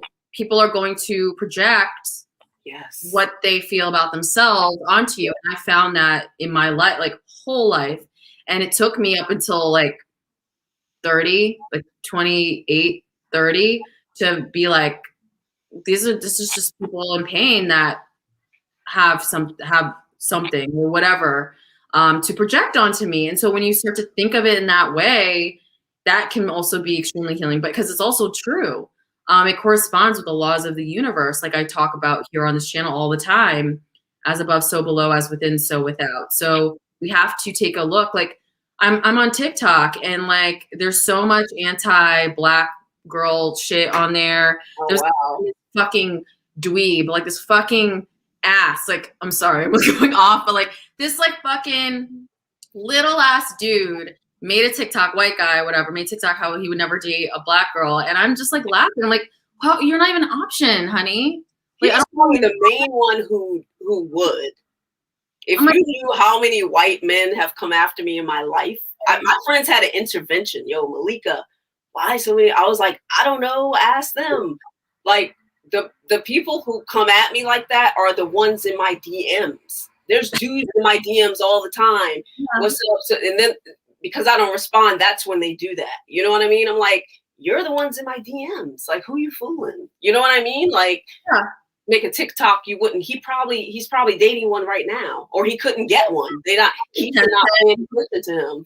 It's probably like attention, because also when people make things like that on a site like that, it garners more attention, because a lot of people. Because then I then went to look at like, okay, well, what are the stitches? What, like, let's see. And some people stitched funny shit, like where they responded to what he said. It's like, you're not an option, honey. But then some people were like deeply hurt, and it's like, we have time. No, don't give this guy your fucking hurt me. Why are you giving them your energy? Like, don't give them your energy. Don't give them your time. If you know you're beautiful and you're worthy, that's what it is, and that's it. And this guy's an idiot. So what makes him so superior? That's a joke. It's like I don't want him, so why would I care? Why would that hurt me? I mean, they must artists on their channel. It's crazy. It's because like I've heard a little bit about, because I don't talk as in depth about that on my channel. So and whatever, if they want to come here, I'm like, go somewhere. But I've heard about them, and I've watched some of the content, and it's literally men who hate women. Like, you never thought that maybe healing your divine masculine and your divine feminine counterparts within yourself and working on yourself would then attract quality women into you. I actually came across a video recently. I was like, what are you doing, dude? He was talking about how modern women are. I know who he is. Married. They come to my channel, his community. He was like, modern women are not marryable. I'm like, that's him. I know who he is. Who are you talking to then? Look at who you're attracting then. Like, who are you why are you labeling us as a blanket? And plenty of beautiful, smart, intelligent, healthy, amazing women. Like, who are you why aren't you looking at yourself and your energy, motherfucker? But you know his story. He's divorced twice with kids, and he's come from a single mother that he couldn't stand. I mean, it all makes sense. So I feel sad for people like that, actually, and I invite them to get a chart reading. I help for them. They need to find not these coaches, not these pickup artist guys. You need to find straight up spiritual men who can teach you divine masculine. It's not my my job. It's not my wheelhouse. Right. I'll be like, you gotta find somebody else, honey. Like, I can't do that. No, but that's like a serious issue that I've seen. That's been rampant lately. That's like very rampant. Oh no. Malika's internet went out. Malika. All right, well, I'm just gonna like take things over from here until Scorpio Sun, Scorpio Moon gets back, you guys. But anyway, let me answer more questions from the chat.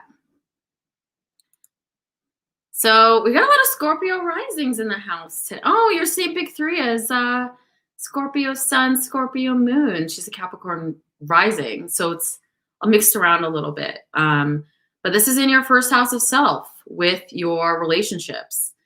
So along that axis, it's like, how can you know your value in that in your life, and what inner transformation you have to go through in yourself to start to make that a reality. So I think Malika is totally out. I'm going to hold on for a second, guys. I'm going to send her a message. I'm going to be wrapping things up anyway soon. So.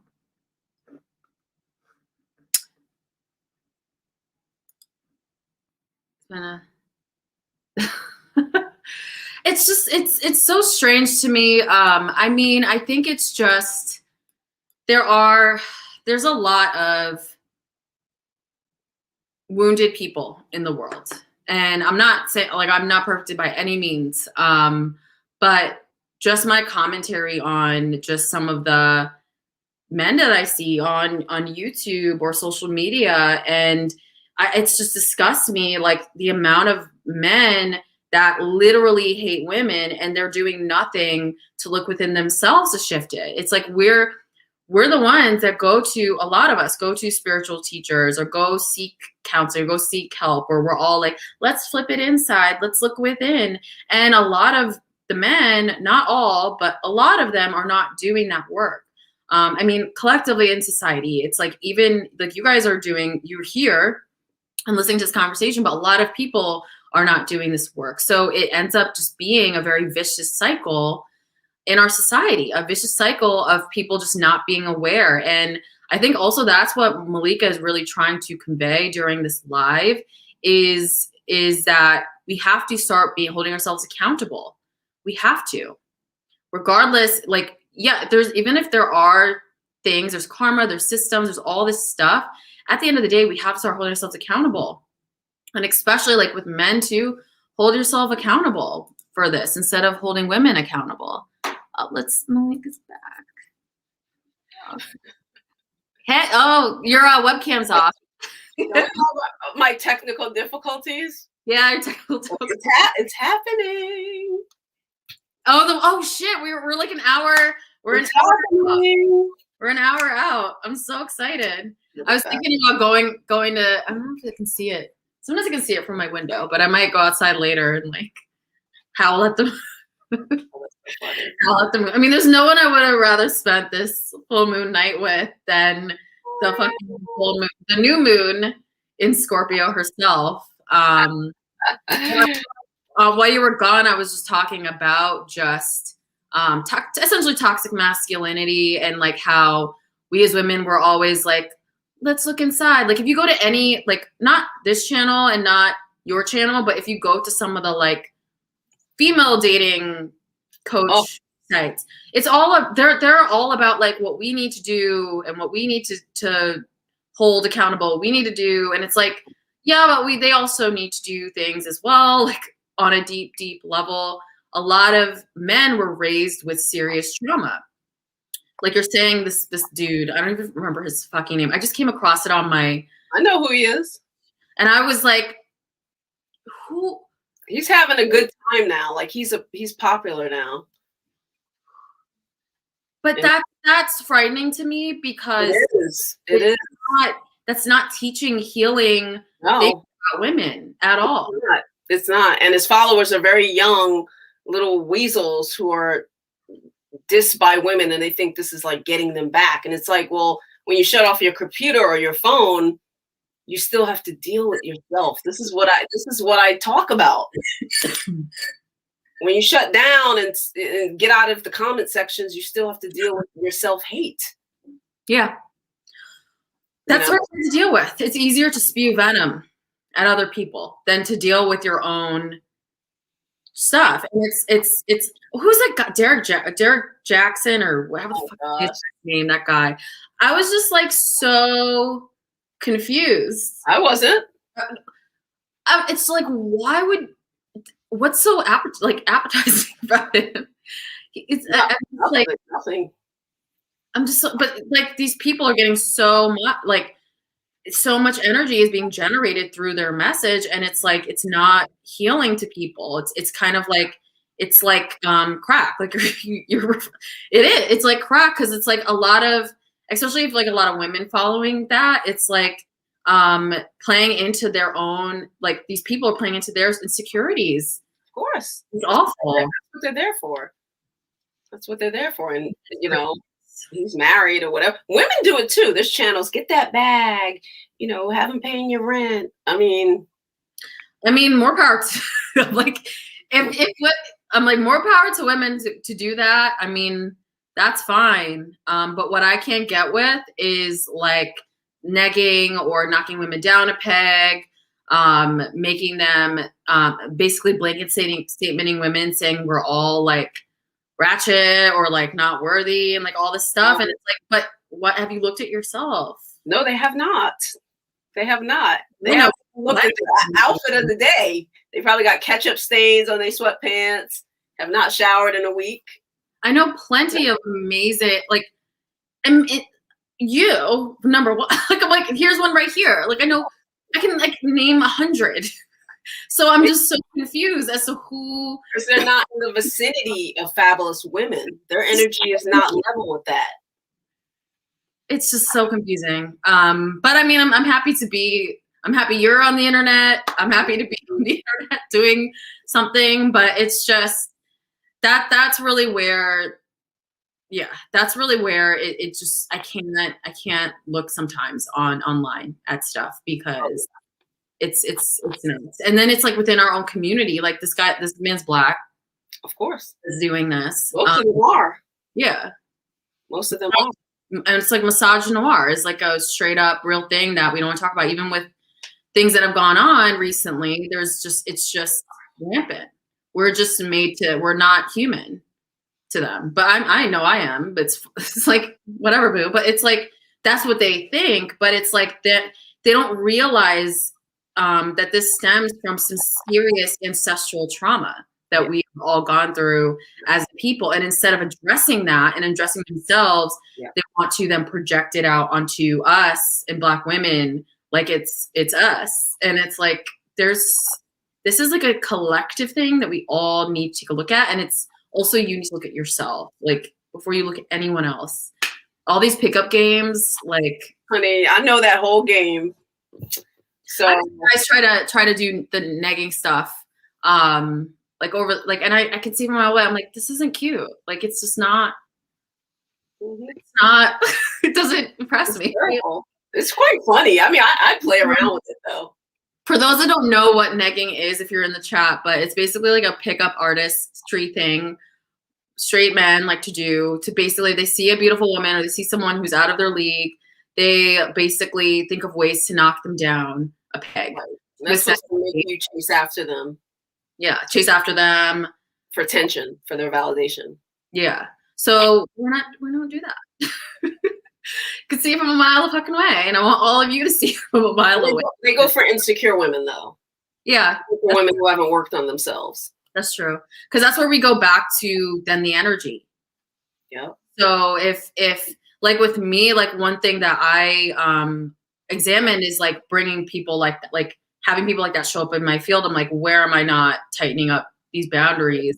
That's right. Or even if I walk down the street and I'm getting like catcalled or all kinds of stuff. I don't get that. They're like, hey sis, I love your hair. Like they run to open the door. I get that sometimes, but I get some crazy shit sometimes, and I'm like, we gotta tighten up the energetic boundary. Right. Like, yes, it's like they're a piece of shit, of course. But at the end of the day, the only thing I'm responsible for is here. Yeah. Plus getting like, things to protect myself with, like pepper spray and get online. Whatever says it's illegal, then you want it. It just pisses me off that that's some stuff is so illegal. It, like pepper spray is technically illegal in our state. Like knives, like those things you can get where it's like the sharp. You can like put it between your fingers and like it's like a sharp thing. You put on your keys or whatever. That's illegal. There's things that are illegal to protect ourselves, but it's like guns are just like, a gun is going to take a while because it's at least 4 months to get the permit, but you have to go through all the training and everything. So you're thinking about 6 months. Yeah. Already, and somebody could just snatch you. In our state. But I mean, you can get it like candy. Like if you could go to like Walmart and get an M15. Yeah, pretty much. And that's what we're living in. So, you know, we just all have to, we gotta practice safety, but it's like, I just really like, I just wish that the world, not even just the world, but like, especially just like our people in this country would examine the straight up ancestral wounds that we have. Like all of it stems from the trauma that we've experienced, which is valid. We all have to look at it and acknowledge it. Well, a lot of it is people telling us we need to forget our past and not make excuses. Yeah. You know? And it's like, no, I have a valid excuse. Yeah. I'm still traumatized, damn it. Yeah. Okay.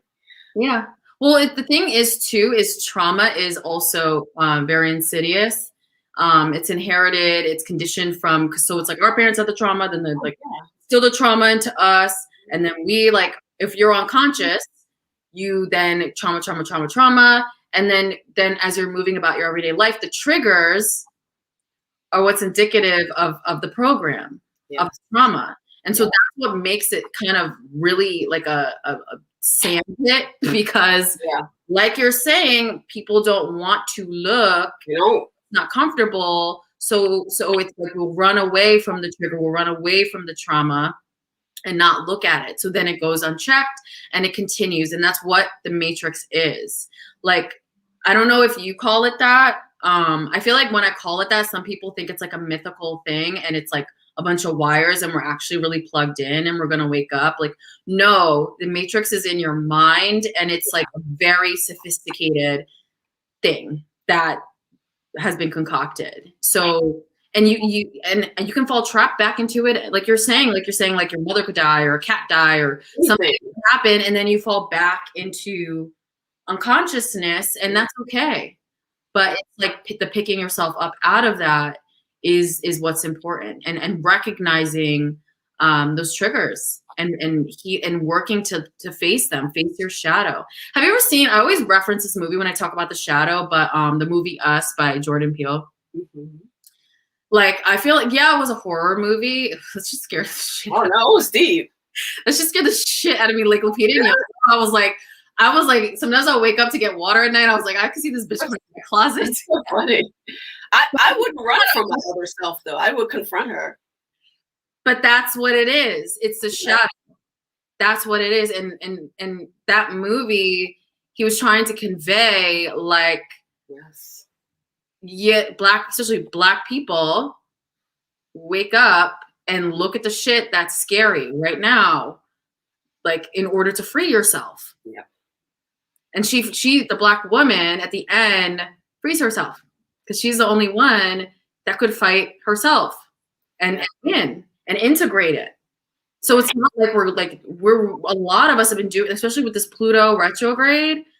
This is a time of integration. I keep saying integration and like all to see it. It's a time to integrate the shadow. So we've all been facing that this year.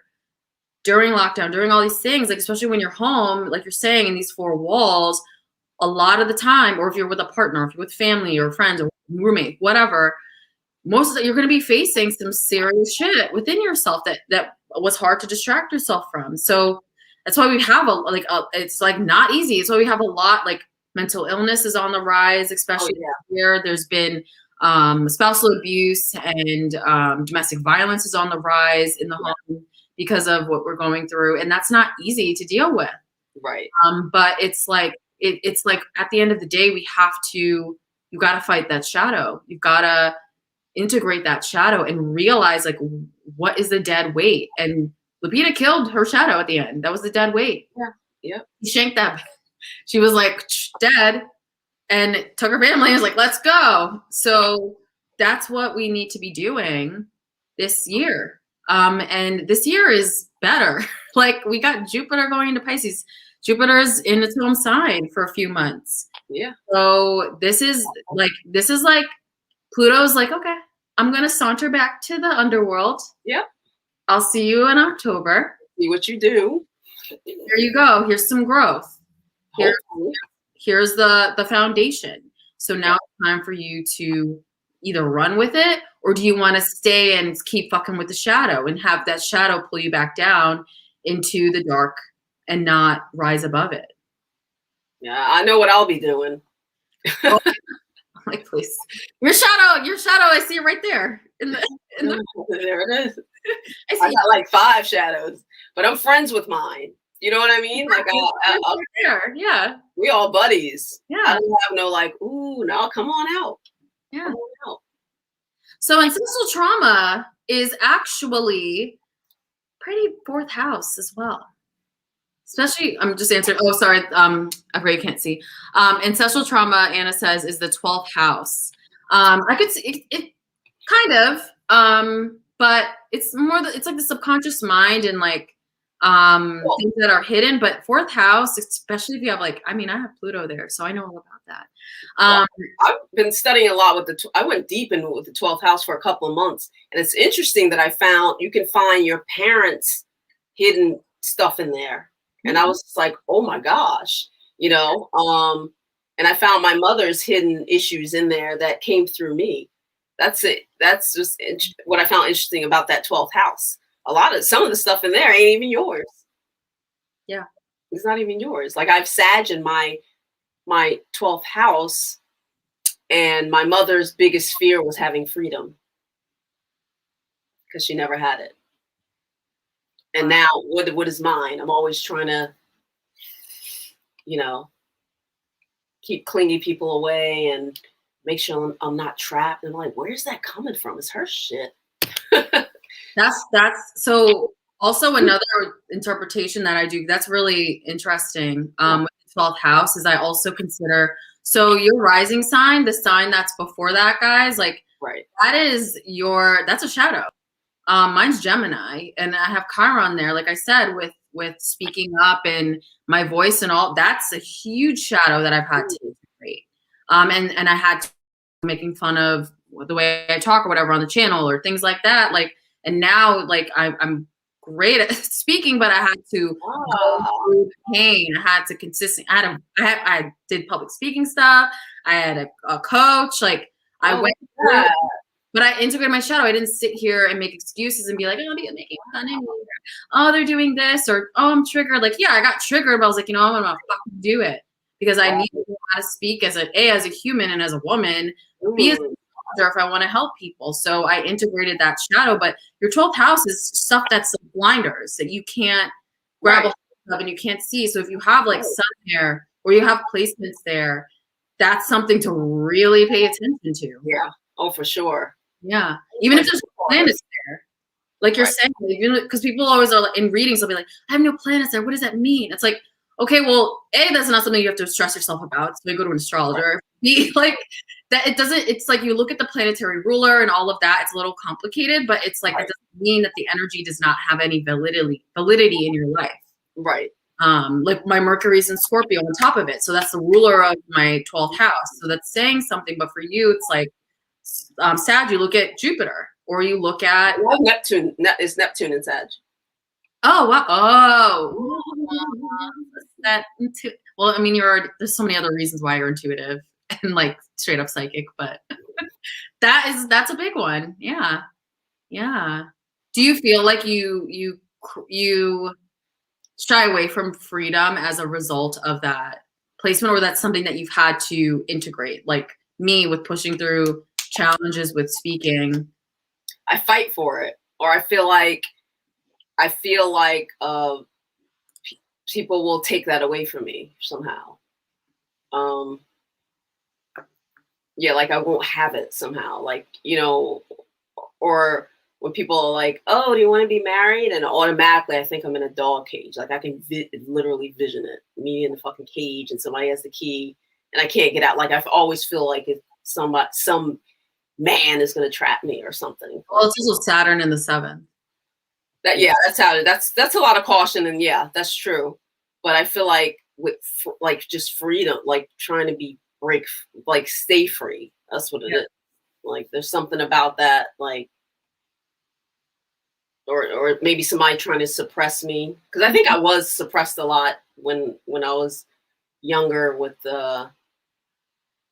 just my real personality. It was always people trying to tone it down, you know? Yeah. And that's the opposite of freedom. So I did have to always tone myself down just for the sake of others. Yeah. And now that's why I overdo it now. And that's freedom. Yeah. That's freedom. I think one thing that I enjoy about having more freedom in terms of voice is it's like I'm able to speak from my heart so much more, and just not really be that fearful of others' opinions. So it just makes you a better person to really dive into that shit that's not fun. Because I easily could have been like, okay, I'm not going to pay attention to that, or I'm not going to do that, and then I wouldn't be in where I'm at, and the magic wouldn't be present without going and diving into that difficulty. Also, now that I think about it, because I have Neptune in Sag, Neptune rules like spirituality as well. Yeah. And I'm an atheist. I'm a full-blown atheist. So it's like just that in itself, like not like trying to have my beliefs, like freedom with my beliefs. Like, are you more so with? So are you like, it's like the energies it's like the way the planets move and the energies, is that what you vibe with? Is that how you think of astrology? I don't know, probably a combination of things though. It's probably, I mean, I can't just like make up something, So it's just a combination of things, I think. Like the energies, but like I like to know what things actually are, Like I like to pull everything apart because there's so much there, and there's a lot of stuff that I haven't studied in depth. Like some people have their little specialties, you know what I mean? Yeah. And so I just like, I don't know, I just like pulling things apart and trying to figure it all, trying to figure out the links. That's what I think. AKA Scorpio. I need to know the links. Like, okay, yeah, that's there, but where's the starting point? Got you. I don't know. Well, I mean, that's the thing that, like, with astrology is it's observation. Like it's thousands and thousands of years of observation and learning and recording, and all the previous generations teaching, and then them teaching, and all passing things down. Because these interpretations, a lot of it's like these philosophers saw these things happening, and they would correlate it to aspects. They would correlate it to like eclipses, or they're correlated to full moon. So it's like it is knowledge at the same time, in terms of, because a lot of people do link it with spirituality very heavily. I consider myself a spiritual astrologer, but there's like astrologers that don't, like my teacher actually, and I think yours too. They're just like, no. Yeah, she's my teacher. I try to bring up past life. She's like, don't bring that shit up with me. Right. And it's fine, but I learned the science part of it and the observation part of it, and then I pair my own thing. But it's like, I think it's like people don't realize, like, you can learn the interpretations of astrology and do your own research surrounding it. So if you see patterns, which Scorpios are very talented at seeing patterns, hence the people don't know or asking why certain thing happened, and Scorpio's like, you didn't see this coming, because we see patterns, because we see, oh, this happened again. Okay, this is a pattern. Okay, this is telling me that this means this. So I think that does that make sense? Like, I feel like, is that the way that you kind of go about it, where it's like, yeah. And I like to trace it back, like how is this, where is it derived from, and then you could kind of see where it's gonna go. Yeah. If you know the root, you could kind of see where things happen. But also, I study a lot of psychology and psychology of relationships and things, so that probably ties into how I do things as well. Oh, I love, like, I mean, Carl Jung, he goes all on and on about the shadow self. He loved, and he was actually an astrologer. People forget, like, a lot of these ancient, or it's not ancient, but like these older philosophers or people were also astrologers too, even though now science completely, like Neil deGrasse Tyson, I want to be like, can you just leave us alone? Like on astrology day, he was like dissing astrology, and everybody's just like, leave us alone. Like, like, are you even going into space, Neil? Like, just leave us alone. Leave us all alone. But you know what? There's so much that hasn't been figured out. I mean, it's, there's Oh, yeah. 50 years from now, there are going to be links to other things. They're like, oh, Pluto still is linked to this, or, you know what I mean? Like, some people aren't even focused so heavily on certain things. Everybody has their own specialty. Some people are medical, some people are, Yeah. some people, so that's what they're doing. So they're not going to know everything, Yeah, like medical is not my jam, but there's astrologers that do that, and then there's like financial astrology. Right. There's electional. I mean, I'll do electional sometimes, but right. Yeah, it depends on what branch you want to go into. There's mundane astrologers, so these are the astrologers that are like they study like the big political movements and cycles and the world and big events. So I think they don't realize like there's so many there's different branches. Right. People don't know that. I'm into forensic, actually. I never do it on my channel, but I study a lot of murderers and killers. And of course you do. Yeah, I study a lot. And not just that, just the mind of them. I look back at their childhood, and the most important thing to me is the journey to becoming a serial killer is the most interesting thing. And a lot of people are afraid of that. They're like, oh my gosh, what do you, like I'll be doing charts at work or whatever of like Charles Manson, huh?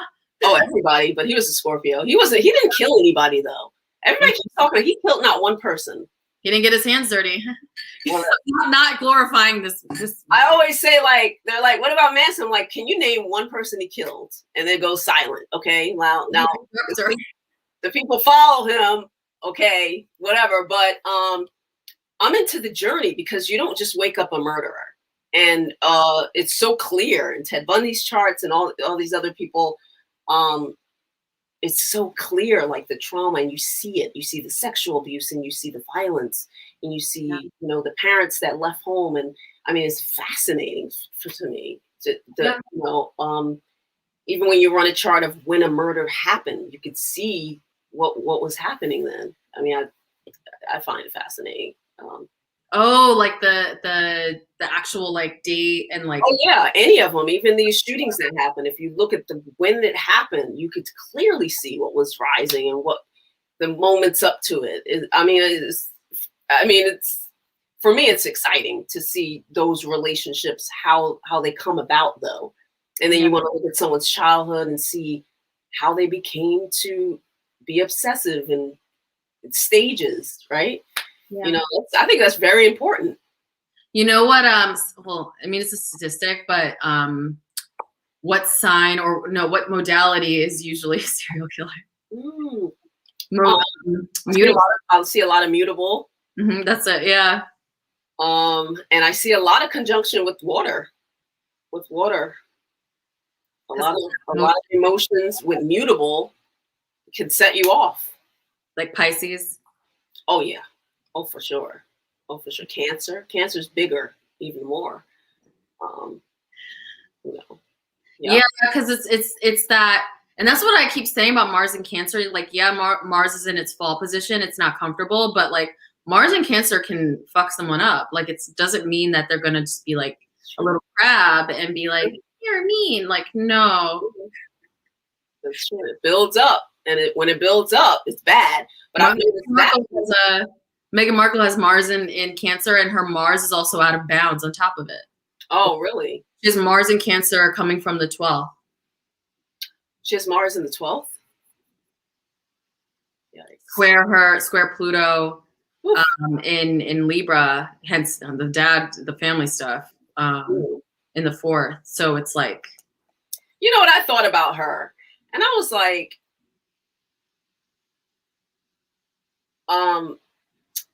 Kate Middleton, She's a Capricorn with a Cancer moon and Cancer rising. Oh, really? Oh yeah. Now well, their mom was a Cancer, so I think that's why they. Yeah, she was Cancer sun. Aquarius moon. I can't remember her rising though. Diana. Now that Kate Middleton has complained not one time, but she's a Capricorn and she's gonna get her hierarchy, right? She is. You know, I don't have time for the drama. I'm here for the crown. So she's complained not one time. Now we got a Leo that come in there and wants to be. There's also there's a little difference though. There is, but she want to come in there. And couldn't last very long before she shook shit up. But what I thought about that was that. Let's not talking about their baby, how dark the baby's going to be. Right, with a quarter black blood. How dark can it be, honey? It ain't looking like Kunta Kinte. She's not. Okay? She's as white as she can be, so where's the darkness coming from? Oh. People are racist, so that's why. This is the funniest thing. That's why I was thinking, if I was in that house, I wouldn't have showed out like that. I'm thinking, Megan ain't got no friends on the block. You ain't got no friends out on the block who I would have made their life a mess. They wouldn't have made my life no mess. No, you would have been like, excuse me? Not even. I would have quietly shook shit up. Baby, come into my room and act stupid if you wanna. I would have people climbing on the side of the walls, getting in. JJ from around the way and whoever. Like, she ain't got no pull nowhere. I would have stayed in the house. My kids would have had their title and everything. I would have shook shit up. Well, that's the thing too, though. It's like she's a Cancer. It's the Cancer rising. It's the Mars in Cancer. She's a Leo sun, and then it's like Leo sun, Moon and Libra with Pluto. So it's like all the squares, and that's no. The thing is it's she wants to rip them down. She wants to really take. You can rip somebody down in different ways, though. See, I'm not a Leo, so I don't think like her. But I know as soon as I see how you work, I'm gonna play chess on your board. Because you're not getting your emotions in it. I'm gonna play a chess on your board, and we're gonna keep our money and we're gonna keep our name and all, and we ain't moving nowhere. Well, they have plenty of money off their own. Well, still, you know, I would have shook shit up on your turf. On your turf. Well, the thing is it's so this is the bane of Cancer. Like if you're like super Cancer rising, it's like multiple planets like that. It's like A, you let your emotions get in the way, and then B, it's like super sensitive. So you're gonna get like revenge in a sense, but it's not going to be constructive for yourself. It's not strategy. Yeah, it's like it's emotion. Strategy. My shit's strategy. Scorpio moon. Yeah. Oh, yeah. As soon as I find out what you're doing, I got you. Let's do it. Like you would have known like the minute you had a curtsy for the queen, you would have been like, oh, so this is what we're doing. Before that. What I didn't get all my people lined up. Like I'm Team Megan all day, 24/7. But what I just don't get is when she said like I had no idea. Like I'm like, she's a Leo. A Leo with a Taurus moon wants what? No, she's Libra. She's a Libra moon, not a Taurus moon. Mm-hmm. But well, Libra also wants to balance. But I mean, I think she. At the end of the day, like, yeah, it's the crown and it was like glamorous and all that stuff. I think she probably didn't think about what it really, really meant, maybe is where she's coming from with that. Cause like, I don't know about you, but like I was present like the past, I don't know, however long Diana and all the been in the news. So we all kind of knew like what's up. Like, I mean, from colonized countries, like we all kind of know. But some people know how to play your game on your turf. That's what I mean. Yeah. Some people fold and run out, leave the country and like, we want no. We gonna play. We gonna play. But that's also probably me liking that challenge. You know what I'm saying? I think that's liking that shit. I'm like, oh, that's how we're gonna do it? Oh, darling, let's begin. I think is the queen, she's a Pisces, right? I don't know, honey, but I would have shook that shit. It would have been so subtle, though, the way I do things. You're like, oh, you don't like me eating avocados? Well, I have 5. Oh. Like if you're not used to the press, like the British press, though, they literally don't give a fuck. Like, listen, get used to it fast. I know, yeah. Get used to it fast and play off of it. Have a good time. Have fun with it. Once you see how something's going to be, make that adjustment and play it to your advantage. Yeah. That's what I do. Yeah. That's what I do. You found out on YouTube, these YouTube streets, how they work. Did you change quick, didn't you? It was funny, like the first time we met, you told me, you're like, don't answer every comment. They'll turn up. I was like, oh. What's it got to do with business? I don't answer really messages anymore. I don't really look at comments. My clients, my actual clients and members know where to reach me via email, but besides that, I just don't find a need to do it. No DMs, because they're all a bunch of men trying to get sex. Well, either that or I'll get like sometimes it's valid people, but like if you really want to contact me, you can see my email, my profile, but it's also okay, I'm just gonna say it. Like I'll get a lot of white women who may not agree with some of the things I say, and that's triggering to me. So that's another reason why. Yeah, that's like another big one. Like people who need to like tell me. They want to correct you. Yeah, like my political. Well, that's what I had those videos about. That people made videos about me that wanted and I broke it down. I said, who makes you in charge, honey? Where are your credentials? Have you displayed where you go to school? None of them have. Who makes you the hierarchy? I broke it down. So you can't tell me anything. Where's your stuff? You're on camera looking a hot mess, running your mouth. No, you're not going to do that here. Oh yeah, they do that to me too. They want to tell me what's right and what's wrong. Like they're the final word. Like it's my word against theirs. No. Yeah. No. It happens a lot. And I choose just not to like engage with it because I mean, it's not like it's triggering. I'm just like, why? Like, right. Why? Like, why don't you, if you have a opinion, then go share it on your page. Like, why are you messaging me about it? I have a page. That's all. But it also fuels it. So I just would prefer to not engage with it. Like everyone who follows us every week knows my social media boundaries now. I just don't check them. And it's great. I love it. And I just don't feel the need to do it anymore. But you literally you're the first one that warned me about it. And I was like, okay. And then I kept it like, no, you got to set boundaries. You got to set boundaries for yourself. In the beginning, it's good. In the beginning, it's good. People need to know what because I didn't before. I was responding to people. I was cussing people out. Yeah. Flat out cussing. I was like, oh no, we're not doing this. Everybody, I got a block list so long, it's ridiculous.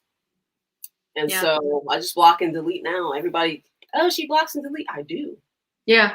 I do. So yeah, like it. And if someone's like, yeah, I've blocked. Yeah, I've had to block something, but not hundreds. I don't check anything now to like need to block it. But if it's like present or it shows up, I'm like, okay, I'm like blockity block.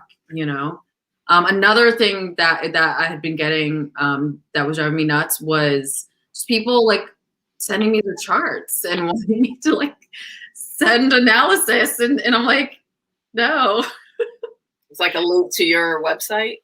I'm like, what? Like, I don't chart reading, love. I would love to break that down for you. Go right to my website. I'm like, what? I know it seems easy what we do here, but it's not. No, it's not. It takes time. And it's like, go to my website, and while you're there, you can get the mesmerized. You can get the, you know what I mean? Go ahead. I put everything to my website. It's all there. Well, on that note, though, so your website is Scorpio Sun, ScorpioMoon.com. There it is. That's it. And all the merch is available there. Your amazing Scorpio necklace. I have so many incredible things coming in. Oh my gosh. Yes. Fall. Very excited. Like shirts, like fashion and like jewelry. Watches, jackets. Custom. I'm so excited for that. I know. I got samples and they look fly. Amazing. I know. I love having my own brand, you know? I mean, this is like, I can't tell people enough, like, start to remove the fear, everyone, especially if you're a woman of color, like around owning your own business. Cause like Yes. I'm telling you, the peace that you feel is so, it's worth everything. It's worth everything because we are in, and this is where I'm going to now talk about the system. Like we're in a system that's fucked and it's been built against us. So the only way to get out of it is to face your fears and get out of it. Get out of the system. So then you're not relying on it. You're relying on your energy and having faith in your own energy. You have faith in your own brand and look at, that's all you need is faith. Like it doesn't take $1 million to start a business at all. People think it takes money, but the thing is, it's not even the money. It's the energy. It's the faith. It's feeling like you are enough. Feeling like you're worthy. It's going against the grain and going against maybe what other people may think is right for you, and that takes a lot of spiritual growth and personal growth, a lot of discipline and a lot of work. A lot of discipline. Like there's no one that was holding my hand, like, you know, at midnight some nights where when I was like working full time and like doing like no one or going like you studied in the same program that I have. It's hard. It's not easy. And like studying while like, no, but it's the passion, it's the drive that keeps you alive with that. And it's just like, it just is so much more rewarding. And like, I think that's one trap that we can all fall into, especially if you live in the United States, is thinking that we have to rely on the system. This is what I'm talking about with breaking out of the matrix, is breaking out of the matrix that you think you need these systems. You don't need them. All you need is a cold, hard fucking cash, and you can get anything that you want. And the cash will come though. Yeah. Once you change your mentality, the cash is the least problem. Like I don't have that problem. I don't even think about that. But that's the point. Yeah. That's the point. Creating is the best part, and seeing it come to life, seeing everything come to fruition is like the best. Yeah. And you're unapologetically yourself. I think that's one thing. Like if you look at these like dumbass pickup artist people, they're serving a niche. They're serving a niche and they're themselves. And so like, that's what it is. But it's like when you find your vibration and you completely unapologetically sit in that vibration, your magnetism, your energy raises, and that's what attracts people into your field, right? For your services or for your business. So like one thing I do, I've seen like when I'm coaching about business is people, and even in business school or working jobs, like they would be like, let's look at our competition. Let's look at what other people are doing. I never do. Let's copy this and let's do it. Like, you can't copy, because it's gonna it's the energy of inauthenticity that's gonna repel people.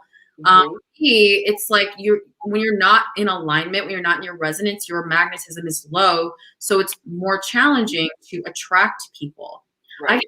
I actually had this thought before we went live that I wanted to say about manifestation is like, people don't realize they are manifesting in every single now moment. Like I get questions like, how do I manifest? I'm like, you're doing it right now.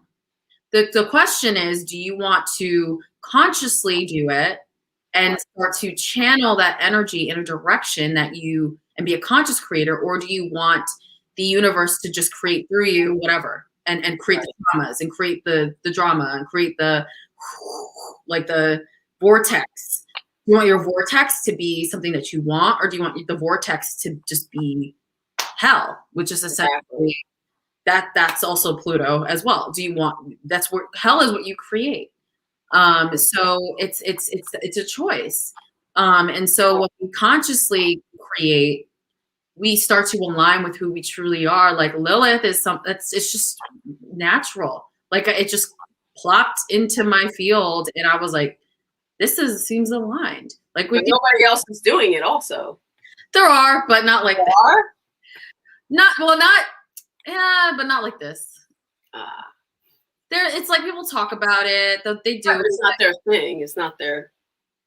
No, and then it's like I've had, and this is something that it's like a business practice to, and we've had these conversations before. It's like get things trademarked, like Yeah. do you trademark your property, like things like that, which I do, but it's like it's just the internet is such a place where anyone can pick up a lot of things. Yeah. So it's like you have to also have the awareness that when you are creating from a real original place, it's very hard to be able to duplicate. Like no one can duplicate what you're doing. I know. Even if they try, even if someone came with a Scorpio channel and they really try, like a couple of them that are nice. Yeah, but it's not through your unique expression. Right, because the basis isn't the same. Right. The root is not where it's coming from is not the same. Mm-hmm. And you can see that with like just look at any famous celebrity. It's like not even saying like all of them are good, but 9 times out of 10 they are in their own vibration. They are in their like someone like I don't know Megan Thee Stallion, like that's how she is, like that. It's not an act, like that's who she is, that's her vibration, and she owns it and is unapologetic for it. And of course, like she has many fans, but of course she gets blasted on Fox News, and called all kinds of things. It's like there's always going to be hate, like not everyone's gonna like you. And so that's the same thing that I think bars a lot of people from starting their own thing, is because that's gonna be a part of it. So you have, like you're saying, like you get messages, you get all kinds of stuff. So it's like pushing through that difficulty is so key too. When running a business or wanting to start your own business, it's a big healing process. For sure. I'm so happy you came on, and we're almost at 3 hours, almost to the full moon. I knew this was gonna be today. I haven't caught up with you anyway, so I'm like, you guys were privy to our catch up too. Yay!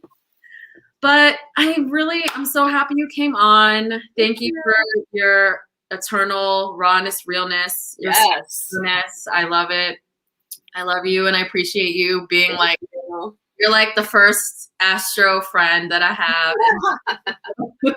First and the realist. And I mean, especially in our space, there's not many Black female astrologers at all. And so this is rare, and I always love to. And we're both from the same city. So it's like, it's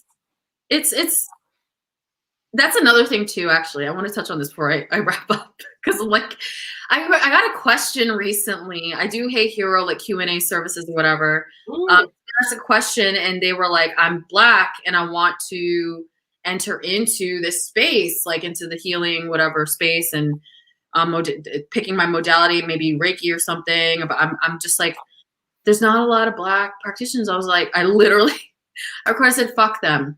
Well, we need it, so come on in. I said, fuck all these people. You have something to offer. You have time. You need to look at your chart to give you this advice. Go and do it. And this is what I'm saying, where it's like, stop. Like, we have to start like healing the triggers, because at the end of the day, like, why are you not going to go and do something because it's not someone like you, looks like you doing that? Do you think Oprah, when that TV station told her, like, oh, you're not good for TV, that she stopped? Imagine if she stopped. I know. And you know how much trauma that woman went through?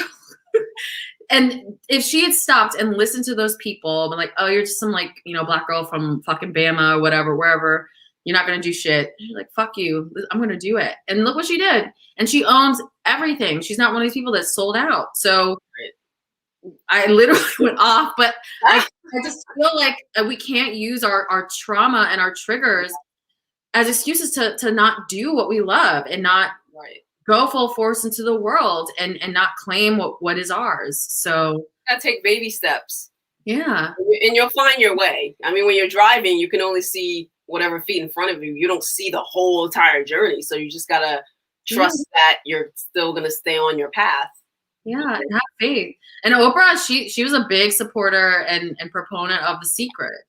That whole law of attraction thing that was hot. Like, she was like This is what it. How do you think OWN He happened? knows all about it.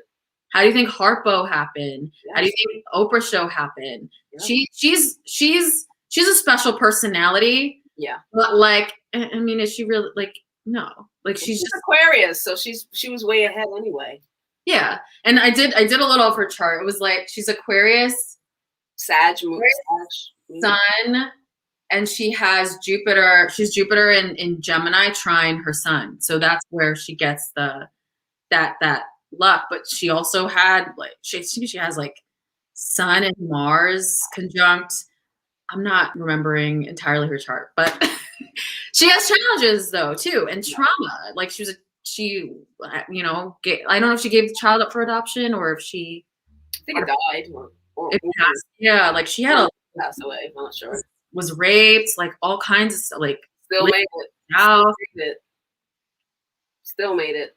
Yeah, or someone like Tyler Perry, like all these still, yeah, Black creatives, they know something about mind over situation, and they still speak out about the issues that we face.